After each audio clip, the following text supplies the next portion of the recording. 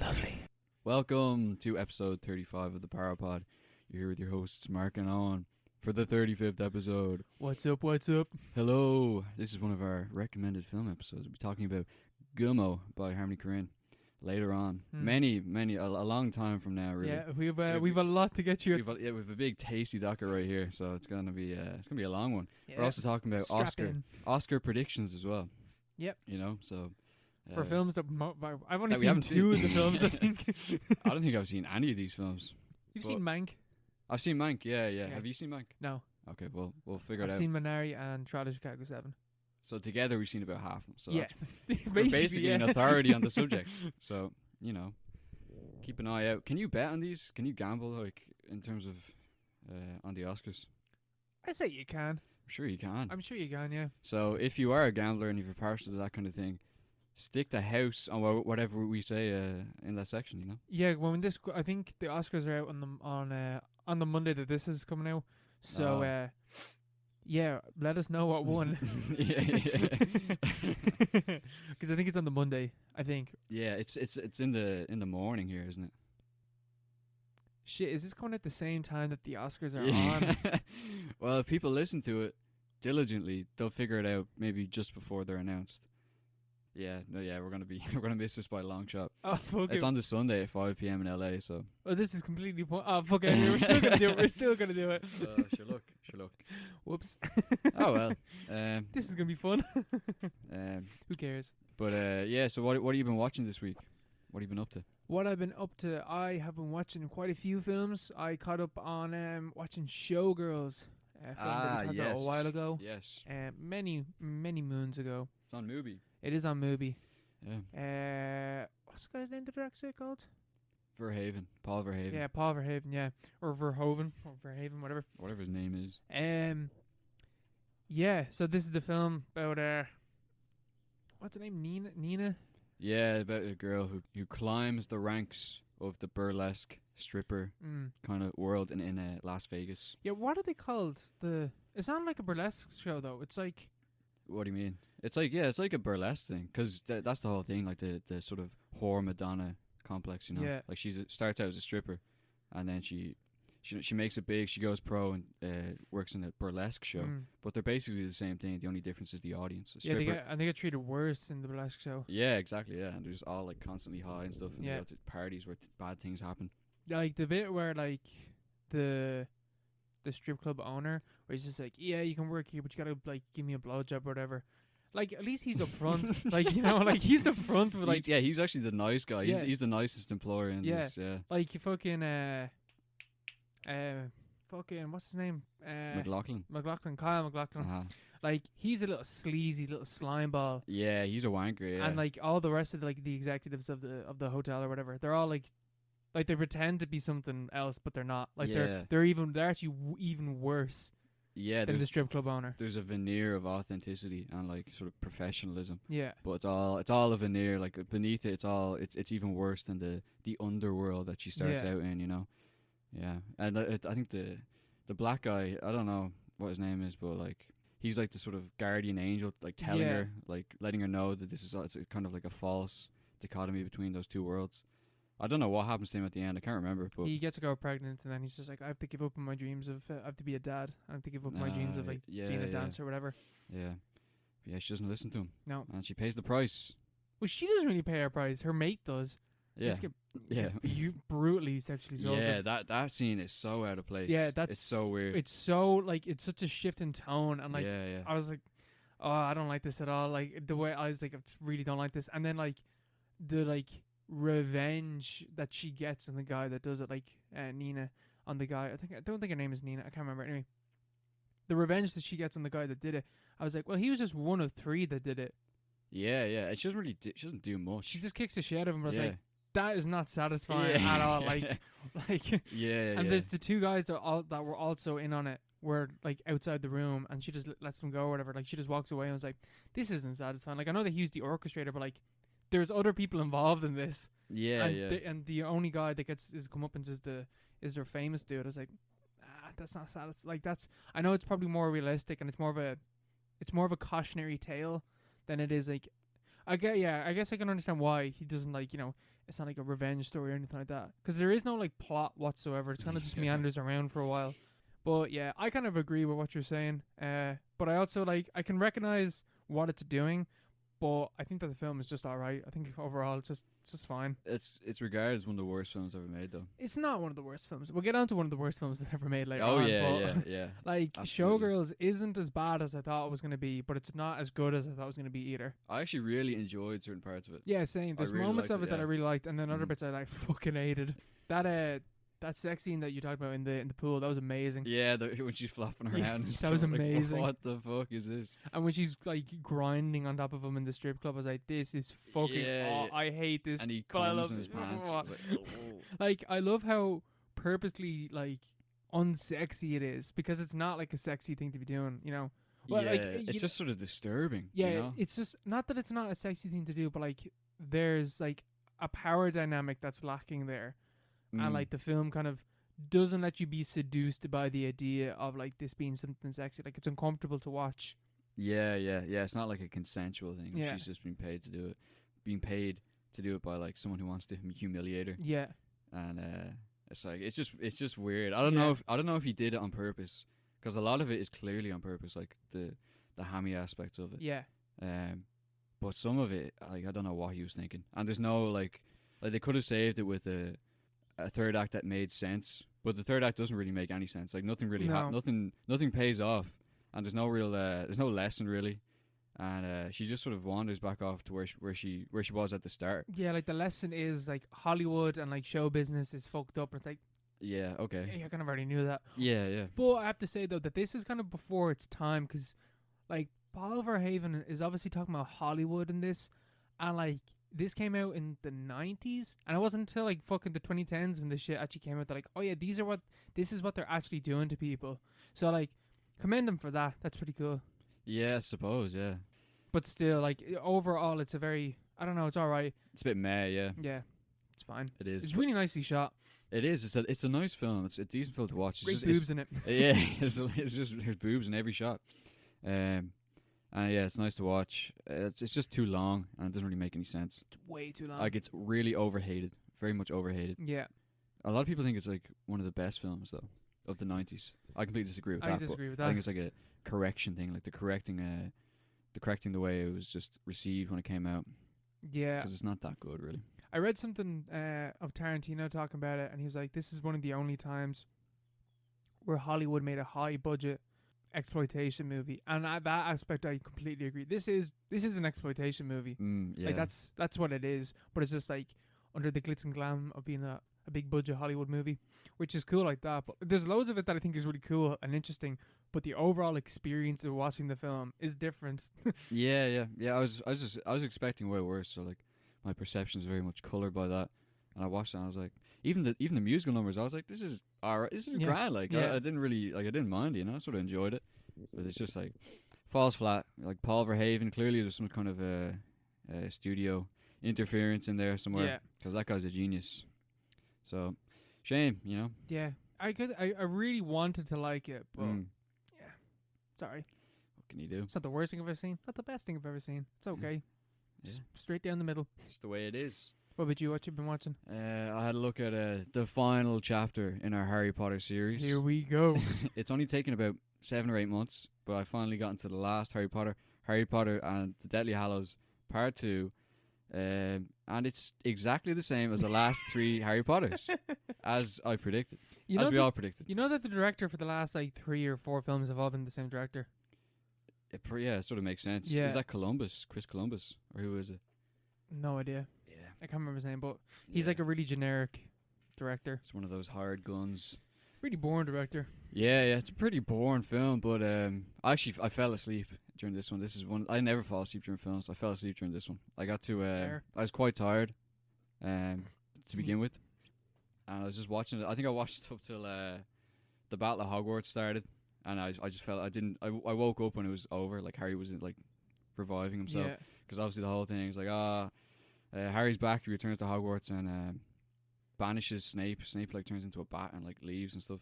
And they build this fucking orb around the castle. Oh yeah. And it's cool-ish, you know, but it's a nice cathartic kind of thing where it's like he's returning back to the place where it all started. But it's like it's a bit of a slog, even though it's by far the shortest out of the entire series. It's only 2 hours. Yeah. What happens before all that shit though? Before they get to Hogwarts, or is it just all about getting to Hogwarts and then it's a battle?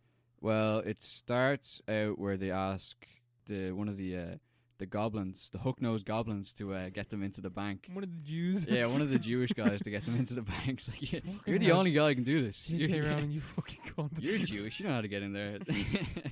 It's your man Warwick Davis, and he's great as Griphook. Griffook or whatever. Griffook. Whatever his name is, and he gets them into the vault. Grimfolk, yeah. Yeah, and they have to fucking find something in there. It's like a Horcrux. Yeah. And they give him the sword of Gryffindor in return. They're like, it's all this kind of thing happening. And I can't remember what happens after that, but eventually they end up back at Hogwarts, which is turned into like a sort of Hitler Youth kind of thing where Snape is running the show. Mm-hmm. I can't remember why Snape is doing that. Like, still going along with the whole charade. Yeah. But yeah, Harry banishes him, and he starts up the whole Dumbledore's army thing. Yeah, that's shite. Which is pretty cringy. But yeah, there's a big battle at Hogwarts. Voldemort gets him and all his mates, and they show up, and they hop on Harry and the lads. Yeah. That's it. Yeah. That's pretty much it. And like Harry dies, obviously. Whatever. But he doesn't die. I think he's Jesus. Because he's the Wizard Jesus. And he like comes back and everyone's like, oh, Harry's alive, and then they fight Voldemort again. But the worst part about it, I think, is the fact that Voldemort kills himself. Basically, Harry doesn't even kill Voldemort. Like he's such a pussy. He's such a moral kind of like righteous. He's objects to any kind of action against anyone, even Voldemort. Like, he's a fucking pacifist. He doesn't even want to kill Voldemort. A guy who wants to kill everybody else. Yeah, every living thing on Earth. He wants dead, basically. Yeah. He wants to genocide the Muggles, and Harry's like, I can't kill someone. It's like this guy. He's maybe he's a genocidal fascist maniac. Narc. Yeah, he's a fed. Like he's definitely he's not a nice guy. Not a nice guy at all. Not a nice guy. Harry Potter. Not a nice guy. Cancel that cunt. But so Voldemort kills himself basically, and everyone's like, "Whoa!" And then the worst part actually is the end scene. Yeah, the after credit scene, which is the most like it's cringe. It's even at the time I was like, "This is fan fiction. It's just pure fan fiction. It's like a fan wrote it, or no, it's like J.K. Rowling was scrolling fanfiction.net one day, and she saw like a fucking slash story about like Ginny and Harry and all them, and like." With the names like Albus, James, Sirius, Potter. I forgot about that. And he like squeezes the name of pretty much everyone he's ever known into the fucking legal names of his children. And it's just like, don't do that, Don't, like, if you're gonna do that scene, don't like spell out their name. Yeah. Like, what's that about, And then they all ride off into Come the along, sunset. Albus. Yeah. Albus, Sirius, James, Severus Potter. Yeah, he like sits and it's like, you are I remember that. Yeah, fucking hell. You are the chosen one. You are the chosen one. And it's like you're a wizard. And the whole thing is Harry hasn't gone on to do anything. Like his life is like he saved the world, and he works in an office. Like that's it. Like he's the most like great leftists. Yeah. He just betrayed everyone around him. Like he's the most famous wizard on Earth. Like probably the most powerful, but he doesn't do anything with it. He doesn't seem to care at all. Things are the same as they were when he first showed back into up. the system. Yeah, back into the system. Because the system is fine. Don't question the system. Exactly. Yeah. It's the individuals. The next Voldemort shows up. Yeah. So it was good. It was good, but just shitting all over. It's like it's great. It was all right. It just did its job. So, but I was like a pure fell asleep for the entire battle. So, I missed quite a bit. I didn't see Snape dying. I'm pretty sure he dies. He does die, but I don't remember how. I remember Bellatrix gets killed. He was actually a good guy all along. Snape was actually good. Yeah, they had the flashback sequence where Harry's dad bullied Snape, and Snape was like an incel who was like lusting after Harry's mom. He's a simp. Yeah, he was just a simp. He was a simp getting cooked. For 40 years. Yeah, that's so sad. Yeah, so that was my thoughts on Harry Potter.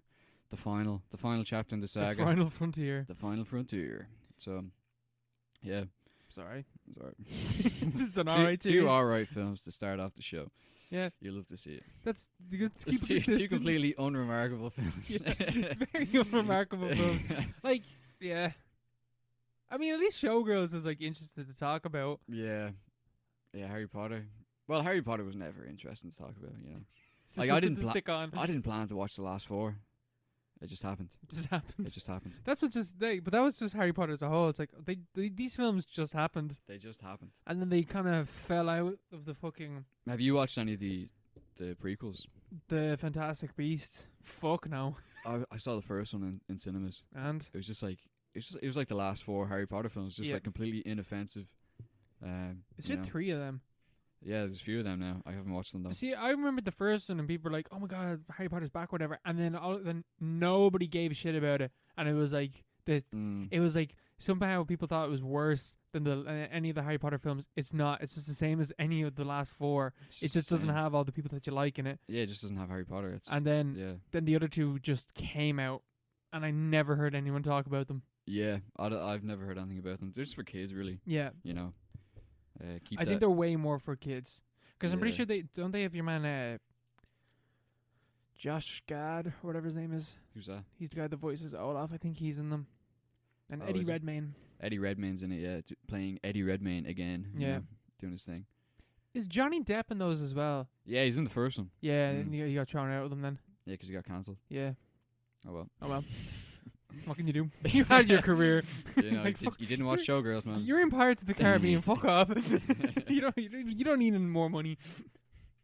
Yeah, just very uninspired movies. Very uninspired. Yeah. What a terrible start. How about we knock on to something more inspiring? How about we kick it up a notch? We kick it up a notch, or maybe kick it all the way down to one of the worst movies. No, sorry, I say that a lot.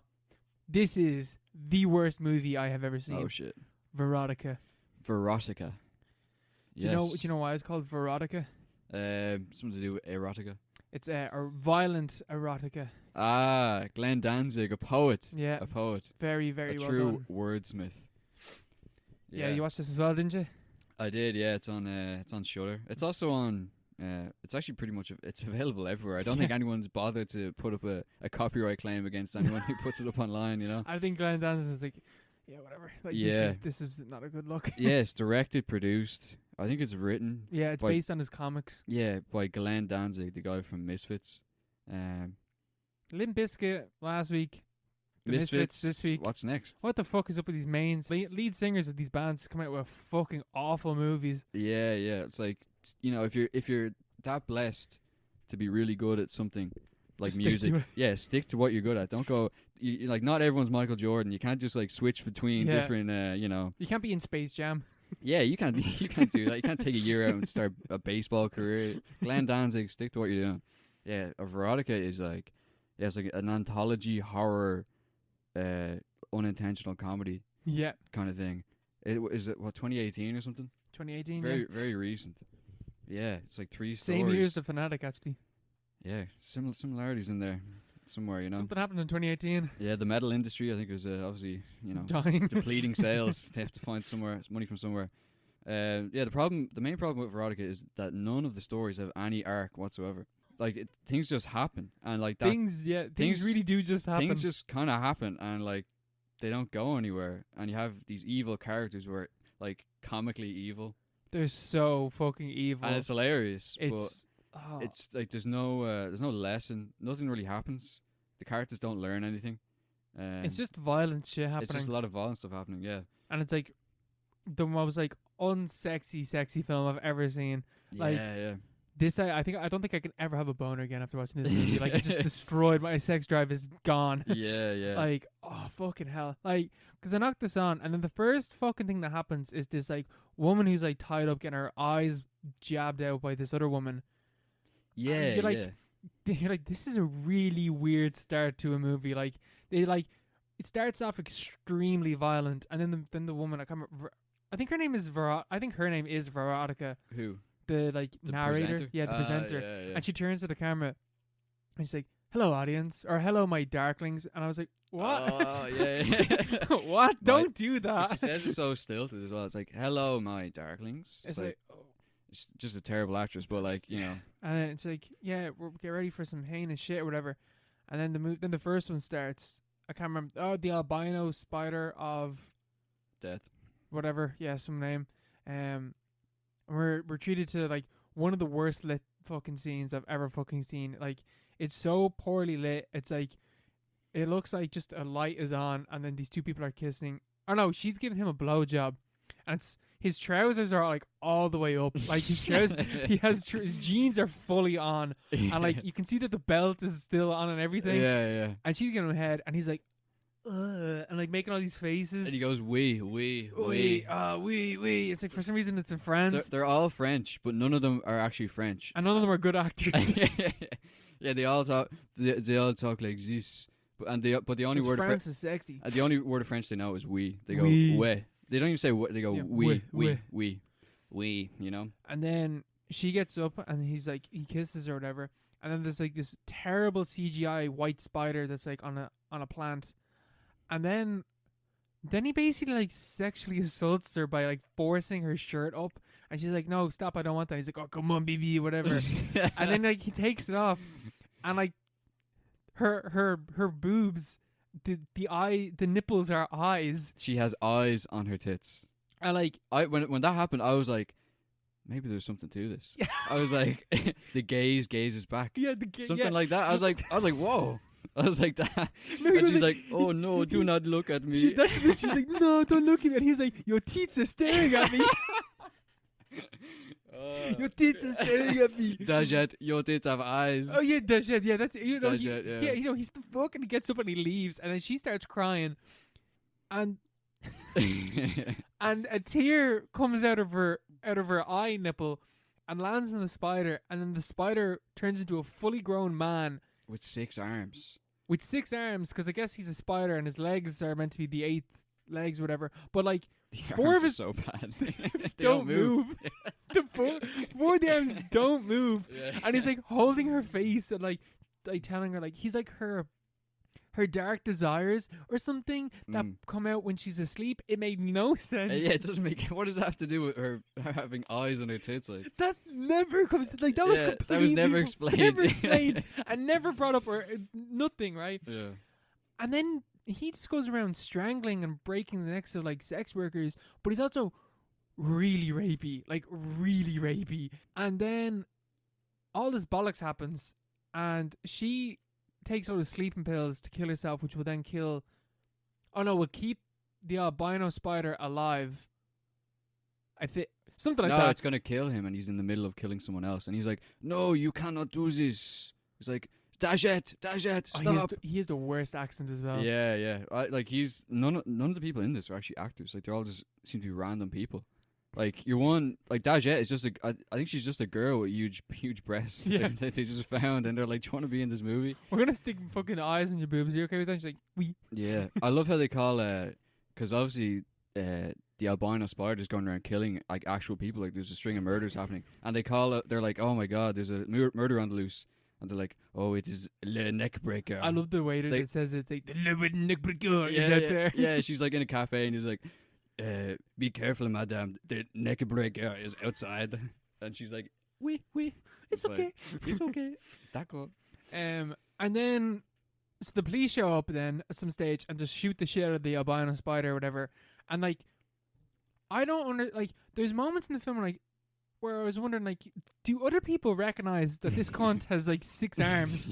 Because, like, he's talking to a sex worker, and she's like, "What do you want?" And he's like, "I want to bend you over and fuck you in the ass." And then she's like, "Ooh, what else?" And he's like, "I want to break your neck." And she's like, "Oh, Mansoor is messing, whatever." But, like, she hasn't, like, I don't know if she's looking at him or not. She hasn't addressed the fact. She hasn't addressed the fact that it's like a 6-foot albino guy with 6 arms. And it's totally normal on the streets of Paris. Completely naked. Yeah. And then it ends, and then the cops are like, "Well, it was really weird looking." I was like, "Are you not addressing the fact?" Like, yeah, I love the fact that they're more obsessed with the fact that she has eyes on her tits than the fact that there's a giant albino spider in the corner and they've just killed him. Do you know what pissed me off the most about this short? When she dies and like they linger over her like eye nipples. I was expecting the eyes to close when she was dying, but that never happened. Yeah, it'd be cooler if they're closed and they just suddenly open and then cuts. The eye nipples are like that's inspired though, but yeah, it's never explained. Never explained. Nothing is ever explained. It's so bizarre. Like it looks like fucking shit. These are the worst sets I've ever seen in a film. Yeah, it's shot like a porno, basically. Yeah, it's like pornos are shot better than this. Well, like a noir kind of like.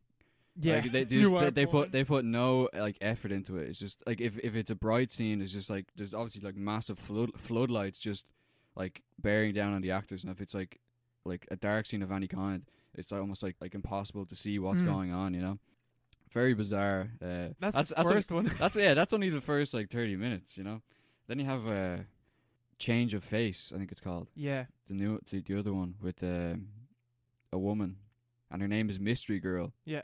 And she steals people's faces. She steals women's faces. Basically, yeah. She just peels them off. She just peels them off. And they have the no reaction, like, I'm going to take your face. And they're like, no, please don't. They're like, not the face. It's like, oh, you have something else, you know? Take my arm or something. Like, no, please, not my face. And they, when you peel peel the skin off someone's face, it's just like ham. It's like, because it just looks like ham when and they like do it. The fucking effects, this is the worst makeup I've ever fucking seen as well, when they have no face. Yeah. Because like where they have no face is like thicker than the rest of their face. Like it's so obviously makeup on their face, it looks awful. Yeah. And all she does is like she makes an incision on the cheek, and then apparently it just peels off. The whole thing just peels off. It's that simple, you know. But like, it's not even menacing, because she goes back to her lair at one point, and she only has like 4 faces. It's so edgy as well. Yeah. She's like the entire time she's like, it's like a music video that's gone on way too long, you know. Oh man, the strip club scenes. Yeah, like 30 minutes. Like this short is like 30 minutes, and 10 minutes of it are just like strippers dancing in the club to Glenn Danzig's terrible fucking music. And it just goes on for so fucking long. Yeah, as if they'd have like heavy metal in the strip club, like just blaring and like it's just like naked women dancing for ages, because it starts out with 5 minutes of that, and then you have a little bit of plot, but then it goes back to the naked women just dancing and stuff. And she's like, Mystery Girl is a performer in the club, and for some reason everyone's in on it in the club. Like the other girls. And, fuck you, pig. But the cop is hilarious as well. Oh man, when he's hilarious. There's a moment where like they like the cop sees it's like the 3 dudes that are standing there, whatever, and they all have coffee or whatever. And they say like what they're gonna do, whatever, and then it just holds, and it's just like 30 seconds of them just standing there drinking their food, and then one guy puts down his food and walks over to the body. But like it went on for so long, it was so fucking funny. And then your man, the ball guy, just goes, "Where's her face? what do you think we're here for? Like, where's her face?" And then like he chases after her. She's clearly breathing as well. The girl with no face, like her chest is just like she made no effort to stop breathing. Like. The last shot, I'm like, I'm gonna get you, Mystery Girl, and then it just like cuts, and it's like 6 months later, and she's just like in a different club. Yeah, and that's it. Like that's the end of it. Yeah, she survived, but like there's no tension at any point. You know, like when he's chasing Mystery Girl, he's in the club, he's in like a dark room, and he walks in. He's like, "Come on out, Mystery Girl." He's really like nonchalant, like walking through the place, and he's like, he goes into his pitch black room. He's like, "Don't make me do this. All right, I'm gonna do this the hard way." And he pulls out a gun. In like a room where you can't see anything at all, and she just she appears out of the darkness, and she's like "Fuck you, you stupid jerk," and just like slits his neck. But like she doesn't even kill him. No, she's just like, "Oh, you slit my neck, you fucking cunt." But like she's behind him, and she slits his neck, and then it's just a shot of a gun going off, and apparently he shot her. Did he? Yeah, I thought he just shot ahead. No, he shot her, and she runs out bleeding. Oh, and then that's why like at the end of it, in the last like showing her like dancing in the new club or whatever. There's like there's scars on her for where she got shot, but you're like, she was behind him and he shot his gun forward, but somehow that hit her. This guy's got superpowers as well. And then the last one, what's that called? Verotika, Countess of Blood or something. Which is easily the worst one. Based on a true story of Elizabeth Bathory, the Countess of the Dracula of Hungary back in the day, who used to apparently bathe in the blood of virgins to restore her youth. Didn't work because she died of old age. But and this one, this is probably the worst one. It's so boring. Because like nothing really happens. Nothing happens. Like there's no arc, there's no story really. It's just about a woman, a countess who kills virgins and then like bathes in their blood. And that's literally the entire thing. That's it. There's a scene where she's after doing her bloodbath, which has gone on for like 5 minutes, where she's just in a bath and it's got no music. It's just like woman in a bath of blood, just rubbing herself with blood. Yeah, and they're obviously naked and stuff, and she's like rubbing her tits and like. Glenn Hand, I genuinely think like this dude has he has the ideas about like sex that like a 13-year-old edgelord would. That's what happens when you're famous, you know. Like you can afford to think of sex like that, you know. Probably had people surrounded him like that, you know, his entire life. Yeah. You think this is completely normal. Like people just, everyone just thinks about tits and like, you know, and blood and strippers all the time. But yeah, and then she's after bathing in the blood, and she looks in the mirror, and she's doing it for what, like a good 2 minutes, easily, just staring in the mirror. I thought it was on loop for a second because she's like doing the same moves, like looking at her face. Man, the shots hips. Earlier on that are like duplicated, like when they're on the horses. The same thing happens twice. Like the same shots come over twice. I was like, it was already long enough. Like it was already long enough the first time. They clearly just stretched out the last one to make it 90 minutes. Yeah, because you could have done this. Yeah, could have done like all these things in about 30 minutes. You could have done the 3 of them in the space of 1.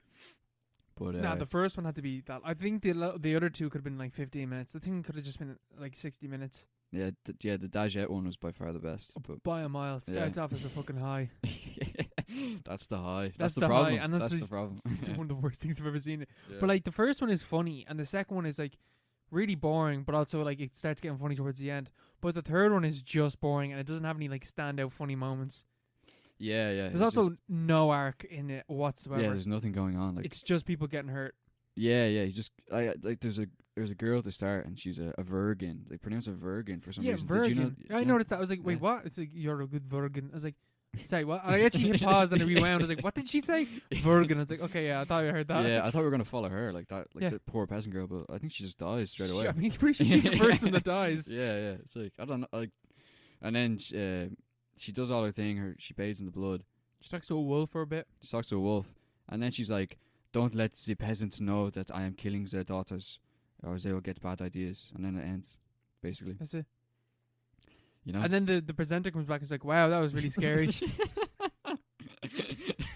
And then like you think it's gonna cut, Darklings. and then it's like, "Okay, Darklings, that's it." And you're like, "Wow, okay, that's the end of it. Okay, cool." And then like the presenter is like in the bath of blood or whatever, and she says, "All right, good night, my Darklings." And you're like, "Okay." And then 30 seconds hold on her just in the bath, just like rubbing my blood, and you're just like, "Well, you just end the fucking movie." It's like, till next time. It's like, there's not gonna be a next time. Yeah, that was another thing that annoyed me. Like the whole presenter can see, like it doesn't. There's no point to having that. It's at like all. It doesn't even tie the stories together at all. But like it vaguely tries to. Yeah, she makes a quip after every story. Yeah, like she makes a terrible fucking terrible joke, and like that's it. There's she says something about eyes at the end of the first one, which I guess was about the tit eyes, and then she says something about the face in the second one, and like adds the face to the eyes. But then the third one has got nothing to do with anything because she's just in a bath of blood, and she's like, "All right, see ya." It's just for a last glancing shot at the tits. You know, you just need that. You know. Yeah. For some reason, she has like see-through fishnet. Yeah. She's wearing fishnet at the end. It's the horniest movie I've ever seen, and it's so unsexy. It's unbelievable. Yeah, send this guy to horny fucking maximum security prison. I think he needs help. The funniest thing about this is finding out the reception that it got when it was first shown. Yeah. This was shown at some horror fest, and people sat down, they watched it, and it started. And about 20 minutes in, people started roaring, laughing. And Glenn Danzig did not understand why people were laughing. Yeah. Because it's funny. If you look at it that way, it's really funny, you know? Yeah, this is like the Room levels. Yeah. It's definitely it's one of those This things. Is worse than the Room, I think. I suppose. Yeah, there's just, like, straight away, it's laugh a minute if you're looking at it as that kind of thing. But the last one's too boring. Yeah, it is, yeah. The last one actually makes this the worst movie I've ever seen, because I'm like, it was funny bad, but then it's just bad because it's really slow and boring. I think you could cut down the last bit, and you could show this at like midnight screenings and stuff. People would love it. People would eat it up, and that's what Glenn Danzig should do if he has any mind continuing his career. You know, he's making another Hollywood. movie. Is he? Yep. What's it called? It's about like vampire cowboys or something. Sounds promising. Yeah. There are two genres that have never been done before. Vampire cowboys, you know? Well, it's something like that. I'd love to be in that writer's room. I can't wait. Like, what are they doing? What are they smoking? Yeah, what is going on? Like, what kind of drug would possess someone to make a film like this? Yeah, Jesus fucking Christ. Like the 80s, that's being a famous person in the 80s. Yeah, exactly. That should be like a mental illness, though. That should be like classified as a condition. Yeah, you were famous in the 80s. You're getting locked up for a couple of years. You get like disability benefits. Like, don't make a movie, please. For the love of fucking God. Yeah, fucking hell. Just like I can't believe I watched The Fanatic last week, and then or the week before, and then I watched this. I was like, Jesus fucking Christ. It's fate. I'm gonna watch one bad movie a week, I think. Keep me on my toes, you know? Yeah, exactly. Make me appreciate the good shit. The good times. Swings and roundabouts and all. Well, talk about another bad time. It's Punishment Park, is what I'm talking about. Punishment Park. Punishment Park is a bad... It's a really good movie, but it's a bad time. This is kind of complicated to like set up the narrative of the story of this film, I should say.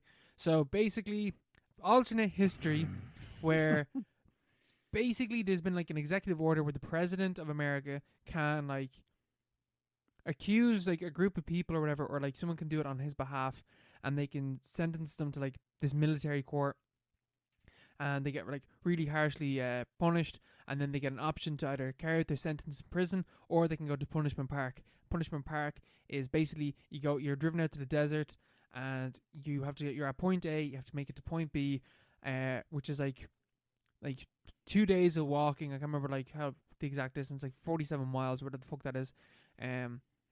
No water in the desert, and the police are chasing after you.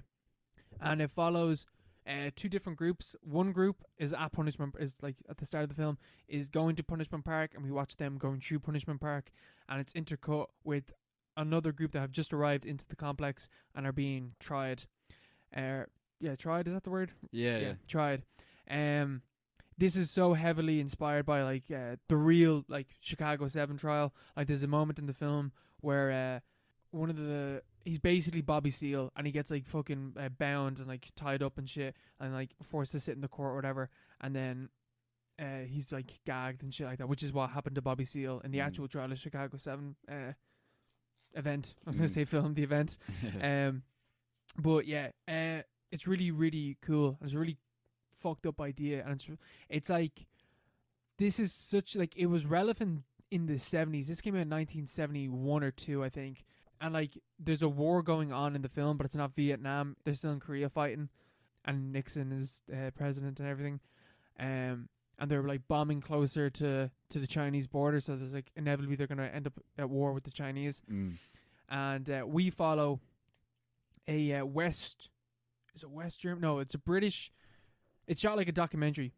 And there's a guy that comes in. He's like, he kind of sounds like what's your man's name from News of the Week, whatever the fuck that thing's called, John Oliver. Yeah. He kind of sounds like him, but it's not him, obviously, because it's from 1971. But like, he really sounds like him. And it follows like the trial and people going through Punishment Park. But like, it's such a critique of like the mindset of America at the time, where like if you were a protester, you're like deemed as anti-American, where like it's all about like patriotism, and like the people like are saying like, why the fuck should I do this? Why should I give up my life for like fighting for this country? Why should I go across the world to kill all these like black and Asian people or whatever? And it's like, well, because America. Because of America. Aye. But like, so like that's just basically the story, and like the Punishment Park shit is like really fucked up, because like it's just a corruption of like the police, where the police like at one stage like, oh, we won't use force unless force is used against us, and then all of a sudden like, even though the people like the protesters, the prisoners, I guess, whatever, are like miles away, like they're running for their life, like randomly one of the cops just shows up dead in the ground like where they are, and like, oh, see, they've started this, so now we're gonna meet them with the same force. But they obviously just set it up so like for the camera crew, it's like, oh, see, we can justify shooting these people if we need to be, and stuff like that. It's really well done. It's such a heavy critique of like police brutality, the military. ideas of conscription and like just America at the time as a whole, to the point where it's basically propaganda. Yeah, that's what you want. You need a balance to the force. This was made by an English director, and at the time when it came out, the biggest controversy about this film was a bunch of Americans going like, what the fuck is this English person sticking his nose into our business for? Mind your own fucking business, and stuff like that. But like, it started like the arguments about the film are basically the arguments that take place within the film, and it's a cool concept for like how they made the film. There was no script whatsoever, just a basic idea of what was going to happen. All the lines were improv. It's all amateur actors, and the people that play like the prisoners and the protesters or whatever were actually they would have been protesters in real life. Like they were those type of people. They were really left wing. Yeah. And then the people that are playing the prison guards and the police and the judges and everything, they're all proper conservatives. So the arguments feel really realistic, because they were probably actually arguing. Yeah. But just had to like heighten it up or whatever. And like, you haven't seen Trial of Chicago 7, have you? No, not yet. No. So like, I feel like Aaron Sorkin definitely saw this film. Yeah. And used it as like, moments in the film for like, especially the arguments, because there's arguments in this film that like were in like the Trial of Chicago 7. Like they're basically the same thing, because they're arguments that were taking place at the time as well. But like, just everything about it, and like especially like the judge, there's loads of judges, and like they were all basically combined into the judge character that's in the Trial of Chicago 7. And yeah, it's really cool. Yeah, that sounds amazing. It's really like experimental as well. Yeah, it's like that was sort of banned though, wasn't it? It was like censored the bits because they didn't want people seeing this. Yeah, because it's documentary kind of thing. The production behind it's really cool as well. There's one camera. There was like 7 like people as the crew, and it's just the actors. They shot this in 2 weeks. All of it was on location in the desert. Like, in the desert, geez, and yeah, it's cool. Yeah. There's a moment in the film as well, which is really cool, where the acting is so realistic. Like, to the point where I think like they actually were arguing with each other. Like, I don't think they were acting. I think they were genuinely arguing with each other. And there's a moment in the film where a bunch of the protesters, whatever, are like, they get captured by the police. They're like being forced to walk towards the police car or whatever, and the National Guard are coming the opposite direction, like kind of like cornering them off on both sides. So they pick up rocks and they start fucking rocks at the National Guard. And the National Guard open fire. But the guy that was on the camera actually thought they did open fire on the people. And like, there's a moment, like, and it's in the film where like the camera drops really quickly and like starts scurrying up, and then he holds the camera, and like the narrator or whatever, like the kind of John Oliver character, starts shouting like, they killed them. But like, I don't know who, at what point they realized that they weren't actually dead. But like, there's an actual panic in how it's shot, and like the guy's voice, that I don't know what stage they realized that they weren't dead, but like there's genuine panic, because that's how realistic all the acting is in it. Yeah, that sounds amazing. Like, it is. That's how you get an authentic kind of experience. That'd definitely be something I'd love to watch. It's a bit long. How long is it? It's 90 minutes for what it is. 90 minutes? That's alright. It's kind of repetitive though. Is it boring? At parts, yeah. Boring? Like, how is it? Like, in what way? There's a lot of people sitting around, like, talking, or like the trial is like kind of similar. Like, it's similar kind of arguments, just like differently framed. And then when people are out in Punishment Park, it is literally like people running and then talking about like, oh yeah, the police are coming after to get us, and then they run even more, or they walk even further, and then they sit down like, yeah, the police are coming to get us. Oh shit, the police are here. Right, we gotta go. And then just shit like that. There's a lot of exposition. Not exposition, but like just like talking about the situation that they're in. But the situation that they're in doesn't really develop more. Yeah. So like how did they convey the whole like background about like a war with China and stuff? Through the trial. In the trial, that's where you figure out that the war is going on, stuff like that. Yeah, it sounds like a great idea. An amazing idea. It is. It's really well done, and like each character that sits down for the trial is like a different frame for like the argument against imperialism, or like American imperialism, whatever. Like, there's one person that sits down and he's like, he's talking about like how he's like basically a Black Panther. He's giving the Black Panther perspective, and then a pop star sits down and she's giving like the feminist kind of perspective or whatever, and stuff like that. And then there's one character that's like at the punishment park that we follow. He's kind of large fellow. He's got like kind of curly hair and he's got glasses and he really looks like Allen Ginsberg. And the big man. And then like he suffers because he's like dehydrated and at one point like he just collapses or whatever and he dies. And they're like, oh, he was a poet. And I was like, oh, so it literally is Allen Ginsberg. Yeah, they sent Allen Ginsberg into the desert. They're like, run, you fat fuck. It's just straight up Allen Ginsberg. And Allen Ginsberg is in Charlie Chicago 7 as well. Is he? Yeah, because I think he was at the actual... Yeah, he was at the actual protest. But like, so like, he's in like... He's always... Like, Allen Ginsberg is such like... He's everywhere, like. It's such a figure within this like moment in history or whatever. A legend. He's a pedo. Yeah, well, yeah, you know. Bit of a pedo. Bit of a creep, but at the same time, great poet, bit of a legend. Bit of a legend. Bit of a ledge bag altogether. Yeah, that sounds amazing. Punishment Park. I wish I'd watched that now. Yeah, you should watch it for next week. Definitely. I'll see what's like. Yeah, we need more films like that take risks in terms of what they're trying to do. You know, because this is a very risky film. Plus, like the whole thing, like obviously this is an extremely biased film. But, like, at the same time, most films are biased. Yeah. In fact, you know, like, the only reason... Every film is biased. Yeah, they're all biased. And they're all, like... There's so much propaganda these days, you know? You need a bit of propaganda from a different perspective. You know, something like Sorry to Bother You. That's basically propaganda as well. Man, most of the films that we watch... Are propaganda. Yeah, straight up propaganda. Like, we're not trying to be balanced here. Balance, forget about it. I'm not, like, what do you want us to do? Talk about, like, how great the fucking U.S. military is? Yeah. And, like, Hurt Locker or something? I'm not fucking doing that. Fuck that. Yeah. That's, I think that's one of the problems with, like, Aaron Sorkin. And, like, Robert, if you're listening to this, sorry for taking your point, but, like, I've thought about this before as well. Where, like, Aaron Sorkin, he doesn't go the full way with, like, critiquing America. Like, he's always like, oh, it was the bad judge, or, like, it was the bad government. It was the Republicans that are the bad guys. Yeah. Democrats have never done anything bad in their lives. The institutions are good. It's like, no, your entire system is fucked. And this film, Punishment Park, goes the full way and critiques the entire system, as opposed to being like, oh, it's the Republicans. Oh, it's Richard Nixon. Yeah, like, yeah. This thing is saying, like, no, the culture itself is fucked. The institutions, the whole thing, the whole tree, the whole big tree, you know?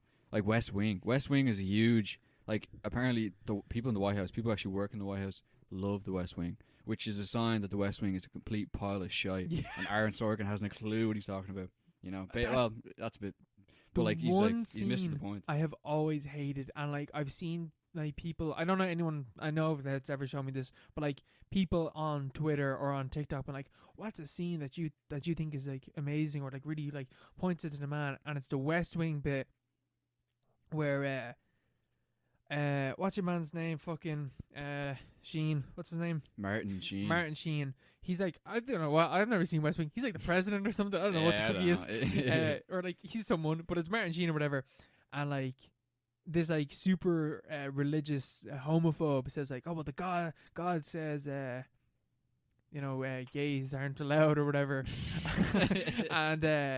And she goes, Leviticus, and then he turns around, Leviticus chapter 34:1 or whatever, and he repeats it back to her, but he owns her through her own scripture, and I was like, oh, fuck off. Like, fuck off. That is pathetic. Like, that is just, like... Like, you can't come up with a justification that isn't based in the Bible. What are you doing? Not even that, but, like, the idea, it's like, this fictional politician is turning around and is, like, standing up for, like, the LGBT people or whatever, and, like, we as, you know, white middle class straight people are meant to be like, hell yeah, let's go, let's fucking do this, let's get these homophobes. Like, no, there's bigger fucking problems, and you're acting as if, like, the Democrats or whatever are the ones that are gonna you know gonna give all the gay people all the rights, and there'd be no homophobia when there's fucking the Democrats are in power. We got a rainbow flag at the White House. Homophobia has been cancelled. Yeah, like, oh, fuck off, Aaron Sorkin. Like, come on, lads, let's get real here. His shit, like, it's just go the extra mile.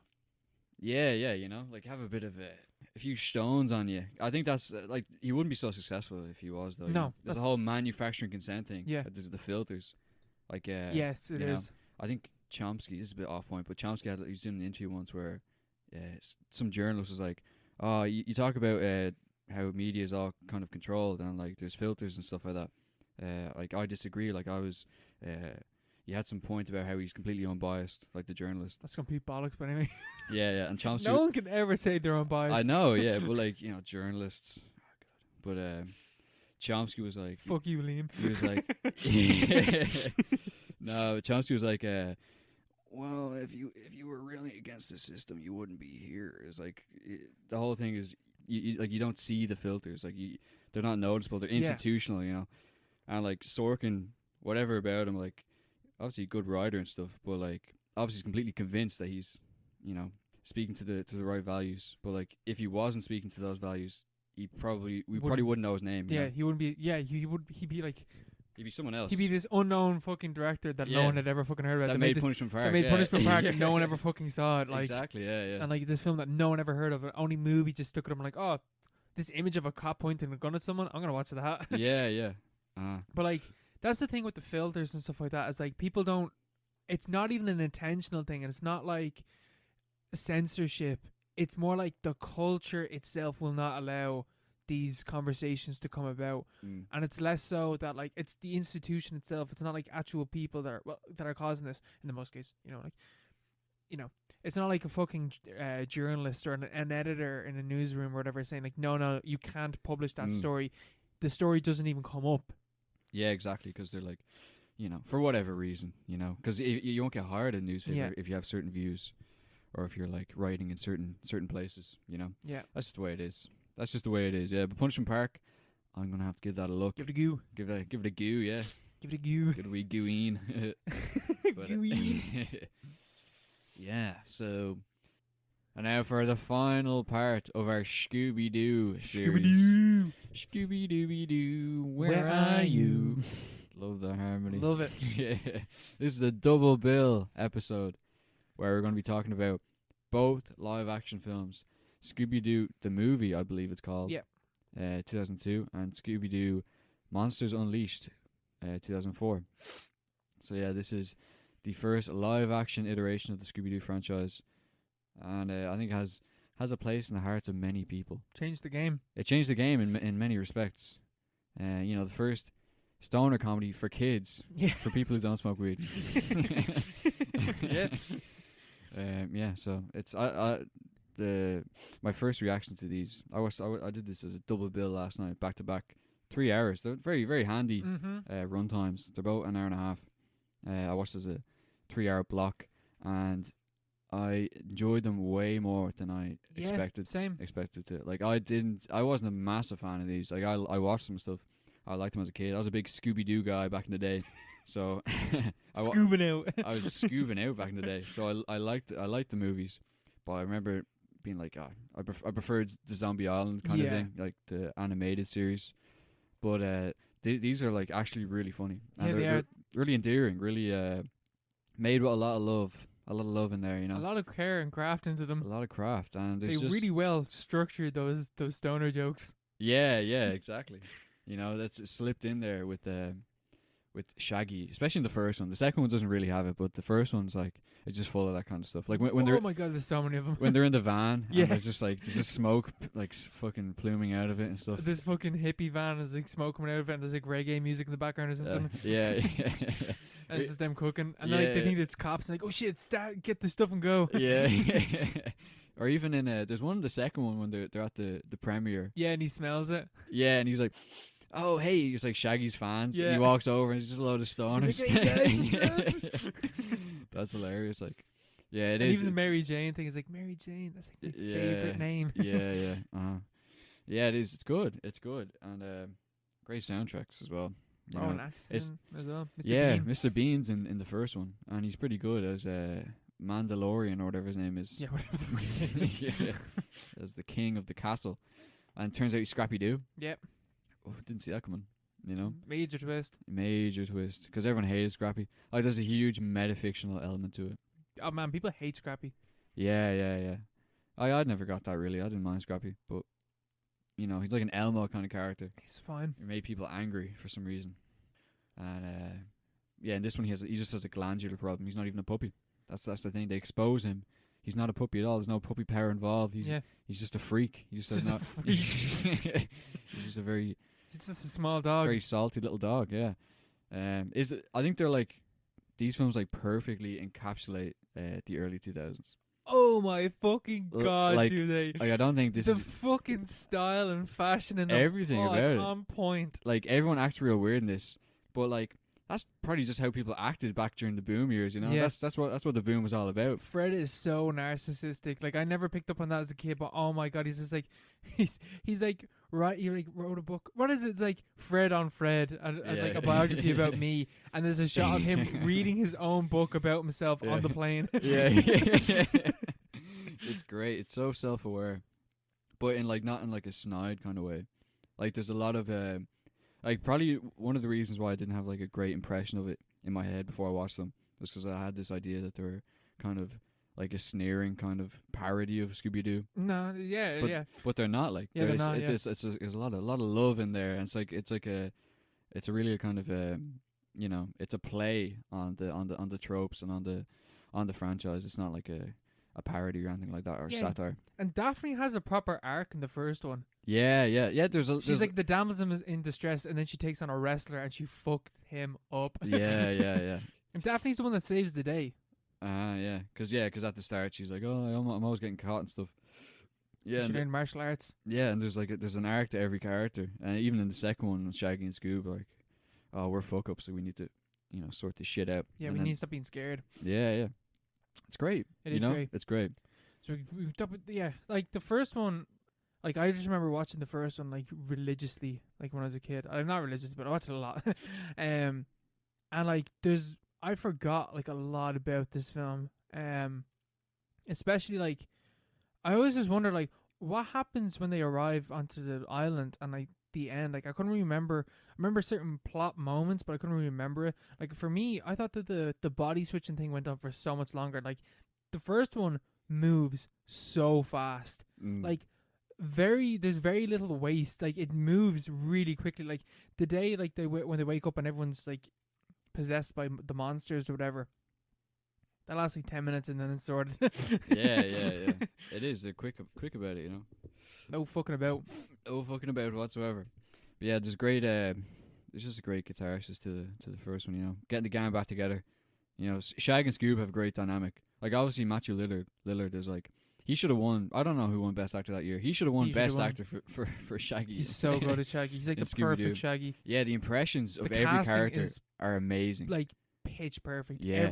Every casting is amazing. Even Linda Cardellini as Velma, like she has Velma's like accent. She has everything, like, you know. Oh jeez. Yeah, she's got it all, you know.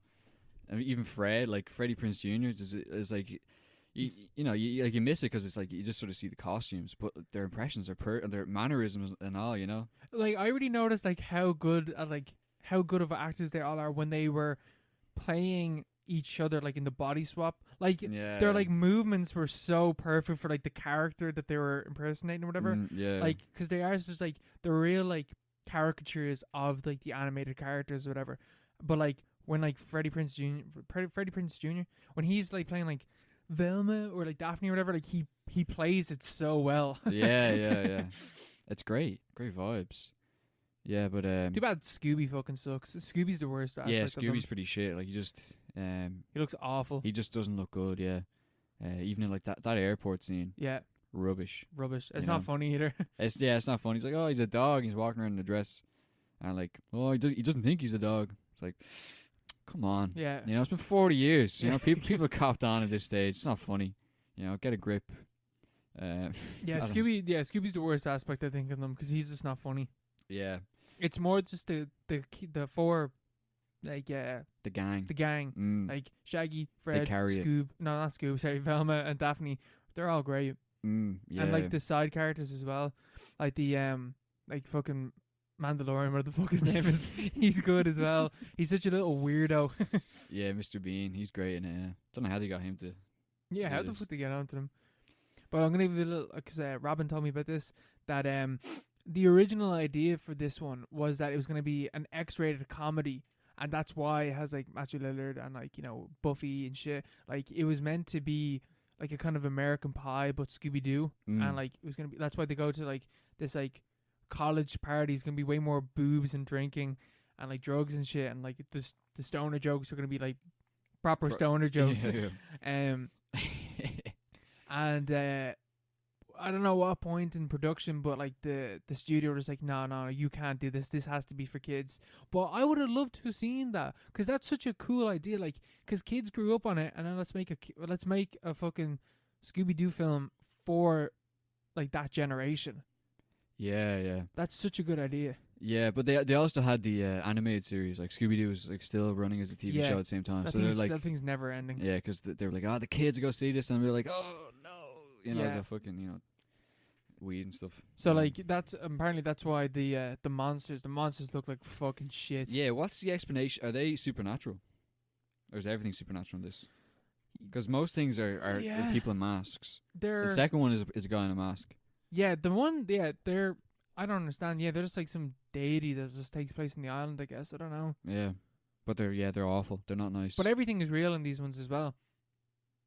Like the monsters are real. Yeah, they're real in like a different way. Kind of, we did like this era of like Scooby from like 1998 until 2004. All them like in the movies, everything is real. Yeah. Well, in Monsters Unleashed, like they're just like, it's like a Jurassic Park kind of thing where they've recreated dinosaurs and stuff. Like it's a monster making machine, which doesn't really make any sense, but whatever. Yeah, we're just gonna skip over that. Seth Green's in that one. Is that his name? Seth Green, yeah, and he's like the red herring. Yeah, and they think he's the bad guy, but he's not. That's actually the fucking guy who escaped from prison, Jacobo. Yeah, he's just mentioned for no reason at the start of it. It's like, Jacobo was trying to flee as a pterodactyl or something. Yeah, he was a pterodactyl, and then they sent him to prison. He tried to escape the prison by jumping off in like a pterodactyl suit. Yeah, but he was never seen again. But like that he's given like 30 seconds at the start of the film, so you're like, it's got to be that guy. It's got to be this dude. You know, because that's the one where they have like they're famous. Like it's a real metafictional kind of thing. Yeah. Like they're within their universe, within Coolsville. Yeah. But even in the first one, they're famous as well. Yeah. But they're opening the Coolsonium Museum of Coolsville in the opening scene of Monsters Unleashed. It's a very good scene. You know, it's one where they're all seeing their different fans and stuff. Yeah. Which one's your favorite monster in Monsters Unleashed? I think that the Black Knight is really cool. Like, yeah, he's just spooky. Yeah. But like even the way he's like, it's clearly practical effects of some kind. The way they did it. Yeah. Because the rest of them are all CG and stuff. Like the tar monster doesn't look good. No, he looks like shit. He's one of my favorite characters from like the OG series. But like he just looks like the guy from fucking Monsters vs. Aliens. Yeah, he does. You know? Yeah, he does really. And the two little skeletons are so fucking annoying. Yeah, they're like Scrappy Doo. Yeah. Kind of thing, you know. And then there's the electricity ghost. He's like he's cool, but like he's just a big ball of energy. He's just a big he's just, you know, electricity and stuff. Yeah, the Black Knight is the coolest because they have that whole scene where Daphne fights him. That scene's pretty cool as well. It's like Daphne's a fucking beast in these movies. She's a beast. She fucks people up. And there's no like chase formula. Like it completely like gets rid of that whole thing that was in Cyber Chase and the original series. And it's also like that chase is also in the first one. There's a moment where like Scooby runs away and like the monster goes like or whatever, and he goes do, and he like files the monster's nails, and the monster just like looks at him while he's doing it. And it's like, what the fuck is this bullshit? Yeah, get Scooby out of this film. It's perfect. But the second one is probably my favorite almost because it's just full of funny little things, you know, and the soundtrack is great. Like my favorite Scooby moment has to be the one where he does that disco dance on the dance floor. Oh my god, it's so good. It's like the Scooby Doo version of the SpongeBob fucking wiener bar that they walk into. Yeah, the Goofy Goober thing where they walk in, and it's just like old villains that were caught by the gang, and Scooby and Shaggy undercover trying to like find clues and stuff, and Scooby starts dancing. But it's probably the only scene in the entire series where Scooby actually looks good. He does look really good in that one, yeah. Because it's just a guy, obviously, and like, he has like a fucking dog's head attached on top of his head, dancing around. It's really funny, you know. And the soundtrack is it's so 2000s kind of thing, you know. The soundtrack slaps in both films. Yeah, it just does the job. It does the job. It does it well. You know, both films are very good. Yeah, they're gonna make a third one apparently, but the people hated this. People hated these movies. Critics hated it. Man, I think this is like people that grew up with these films are like, no, these films are fucking good. Yeah, maybe. Cause compared to what I don't know what you'd even compare this to, but if you're looking at it as a kids film, which it is, obviously, like both of them, like there's nothing wrong with them. Like they're actually grand. Like, and they have entertainment in there for like jokes for the adults and stuff. They're family movies. You know. And there's fucking people in New York Times writing about this is a tiresome affair. Carried by Matthew Lillard. What a disgrace. Grow up. It's a kids film. Yeah, get over it. Like stop. Like I know, like I do think, like have like a bit of a critical bat towards like kids films or whatever, but like fuck off. It's Scooby Doo. It's live action. It's stoner comedy. Yeah. Get over it. Exactly. Yeah. There's a great the end sequence is great as well. They have it's so 2000s that they have like a dance sequence and song sequence at the end, and then they have a freeze frame as they go to credits. Perfect. But then after the credits, they have a post-credit scene in Monsters Unleashed, where Scooby gives you a code for the Game Boy Advance to unlock a secret level at the end of the video game. What? Yeah. SD2. If anyone's out there with a Game Boy Advance. Why I never saw that? Yeah. If you watched it, because I just left it on and it just played and it's just Scooby going, fucking Game Boy Advance. It's like, all right, Scoob. Well, it was the most 2000s thing I've ever seen in my entire life. That's These things are it's like so 2000s. Yeah. It's great though. Because I remember one of my most vivid memories with Scooby-Doo 2 Monsters Unleashed is I don't know if we rented from Extravision or my cousin used to have it on DVD, but there was a DVD, there's games on the DVD, and I remember being like going through the museum and looking at all the things, and it gave you little tidbits on all the monsters, but like the monsters that aren't even featured in Scooby-Doo, like it's like you're going through a museum of Scooby-Doo monsters and it tells you about them or whatever. I remember that being very cool. These movies are like a love letter though to Scooby-Doo. Like, James Gunn, fair play to him. He did a decent job writing these. Then he did Guardians. And now he's doing Suicide Squad, which is good, I suppose. Good for him. He's doing the new one, isn't he? Yeah, he's doing the new one. Sure, that's what you get. Lighthearted. He's right after the job, I suppose. They should make another one. They should make try a new spin on it. Like, I didn't see Scoob. That's apparently dog shit.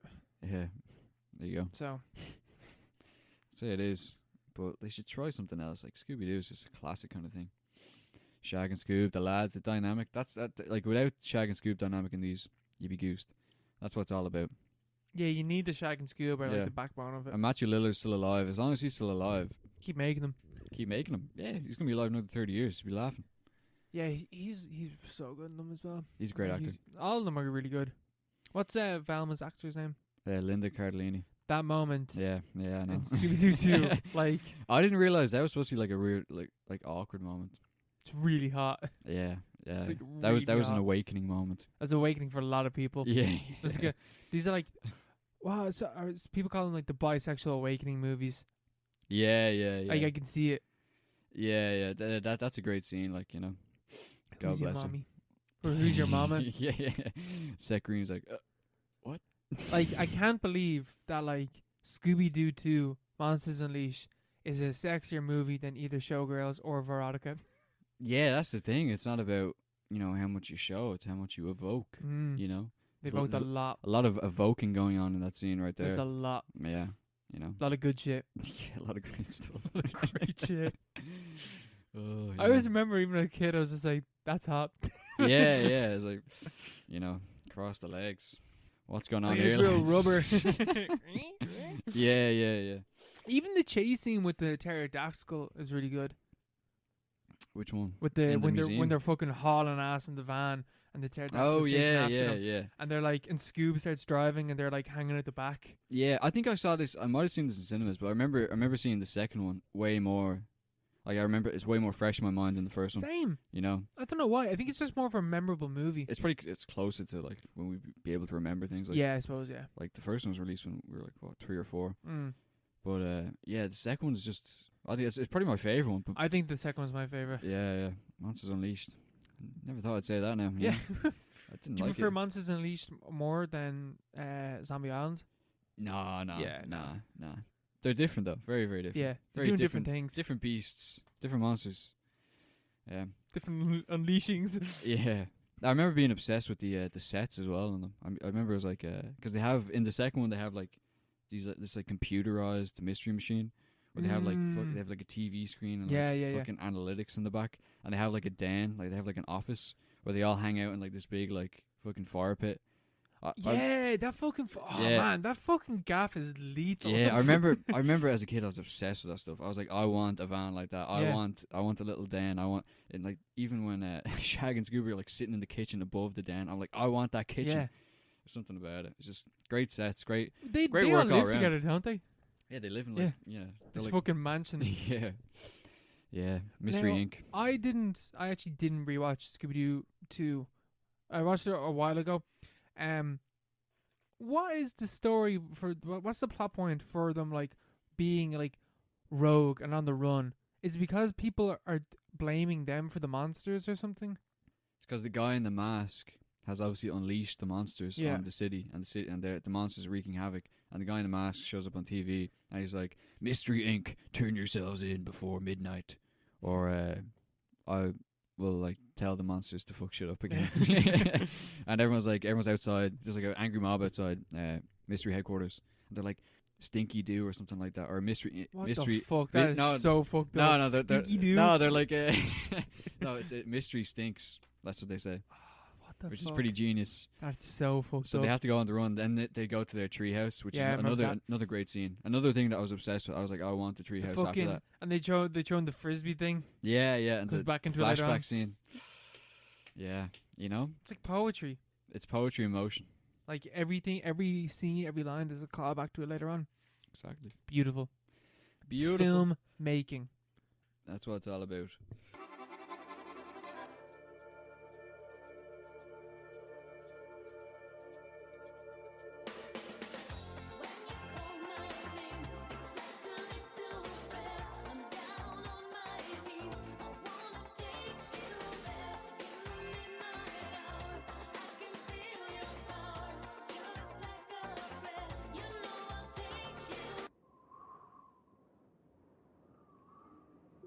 Life is beautiful. Really it is. Full of beauty and illusion.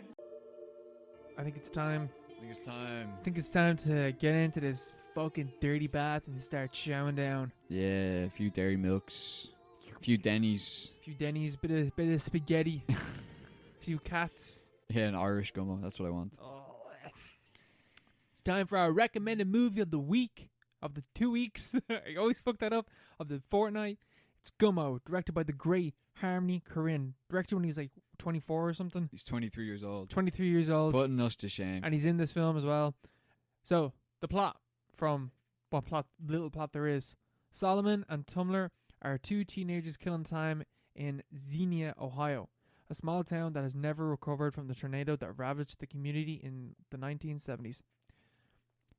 That is like that's basically it. That's being generous to what plot there is in this film. There's like no plot whatsoever. It's a mood piece. It's a mood piece. Complete vibe city. This is just vibes. This is vibes all the way. It is also one of the greatest films ever made. Yeah, it's definitely one of my favorite films. It's like a celebration of weirdness of the outsider, you know, but in like a really grounded social realist kind of way. Like Ulysses. It's a lot like Finnegan's Wake in a way. Yeah, no, like you know, like like people like we learned in college, like Ulysses is about the modern man being like set as like a Greek hero or whatever.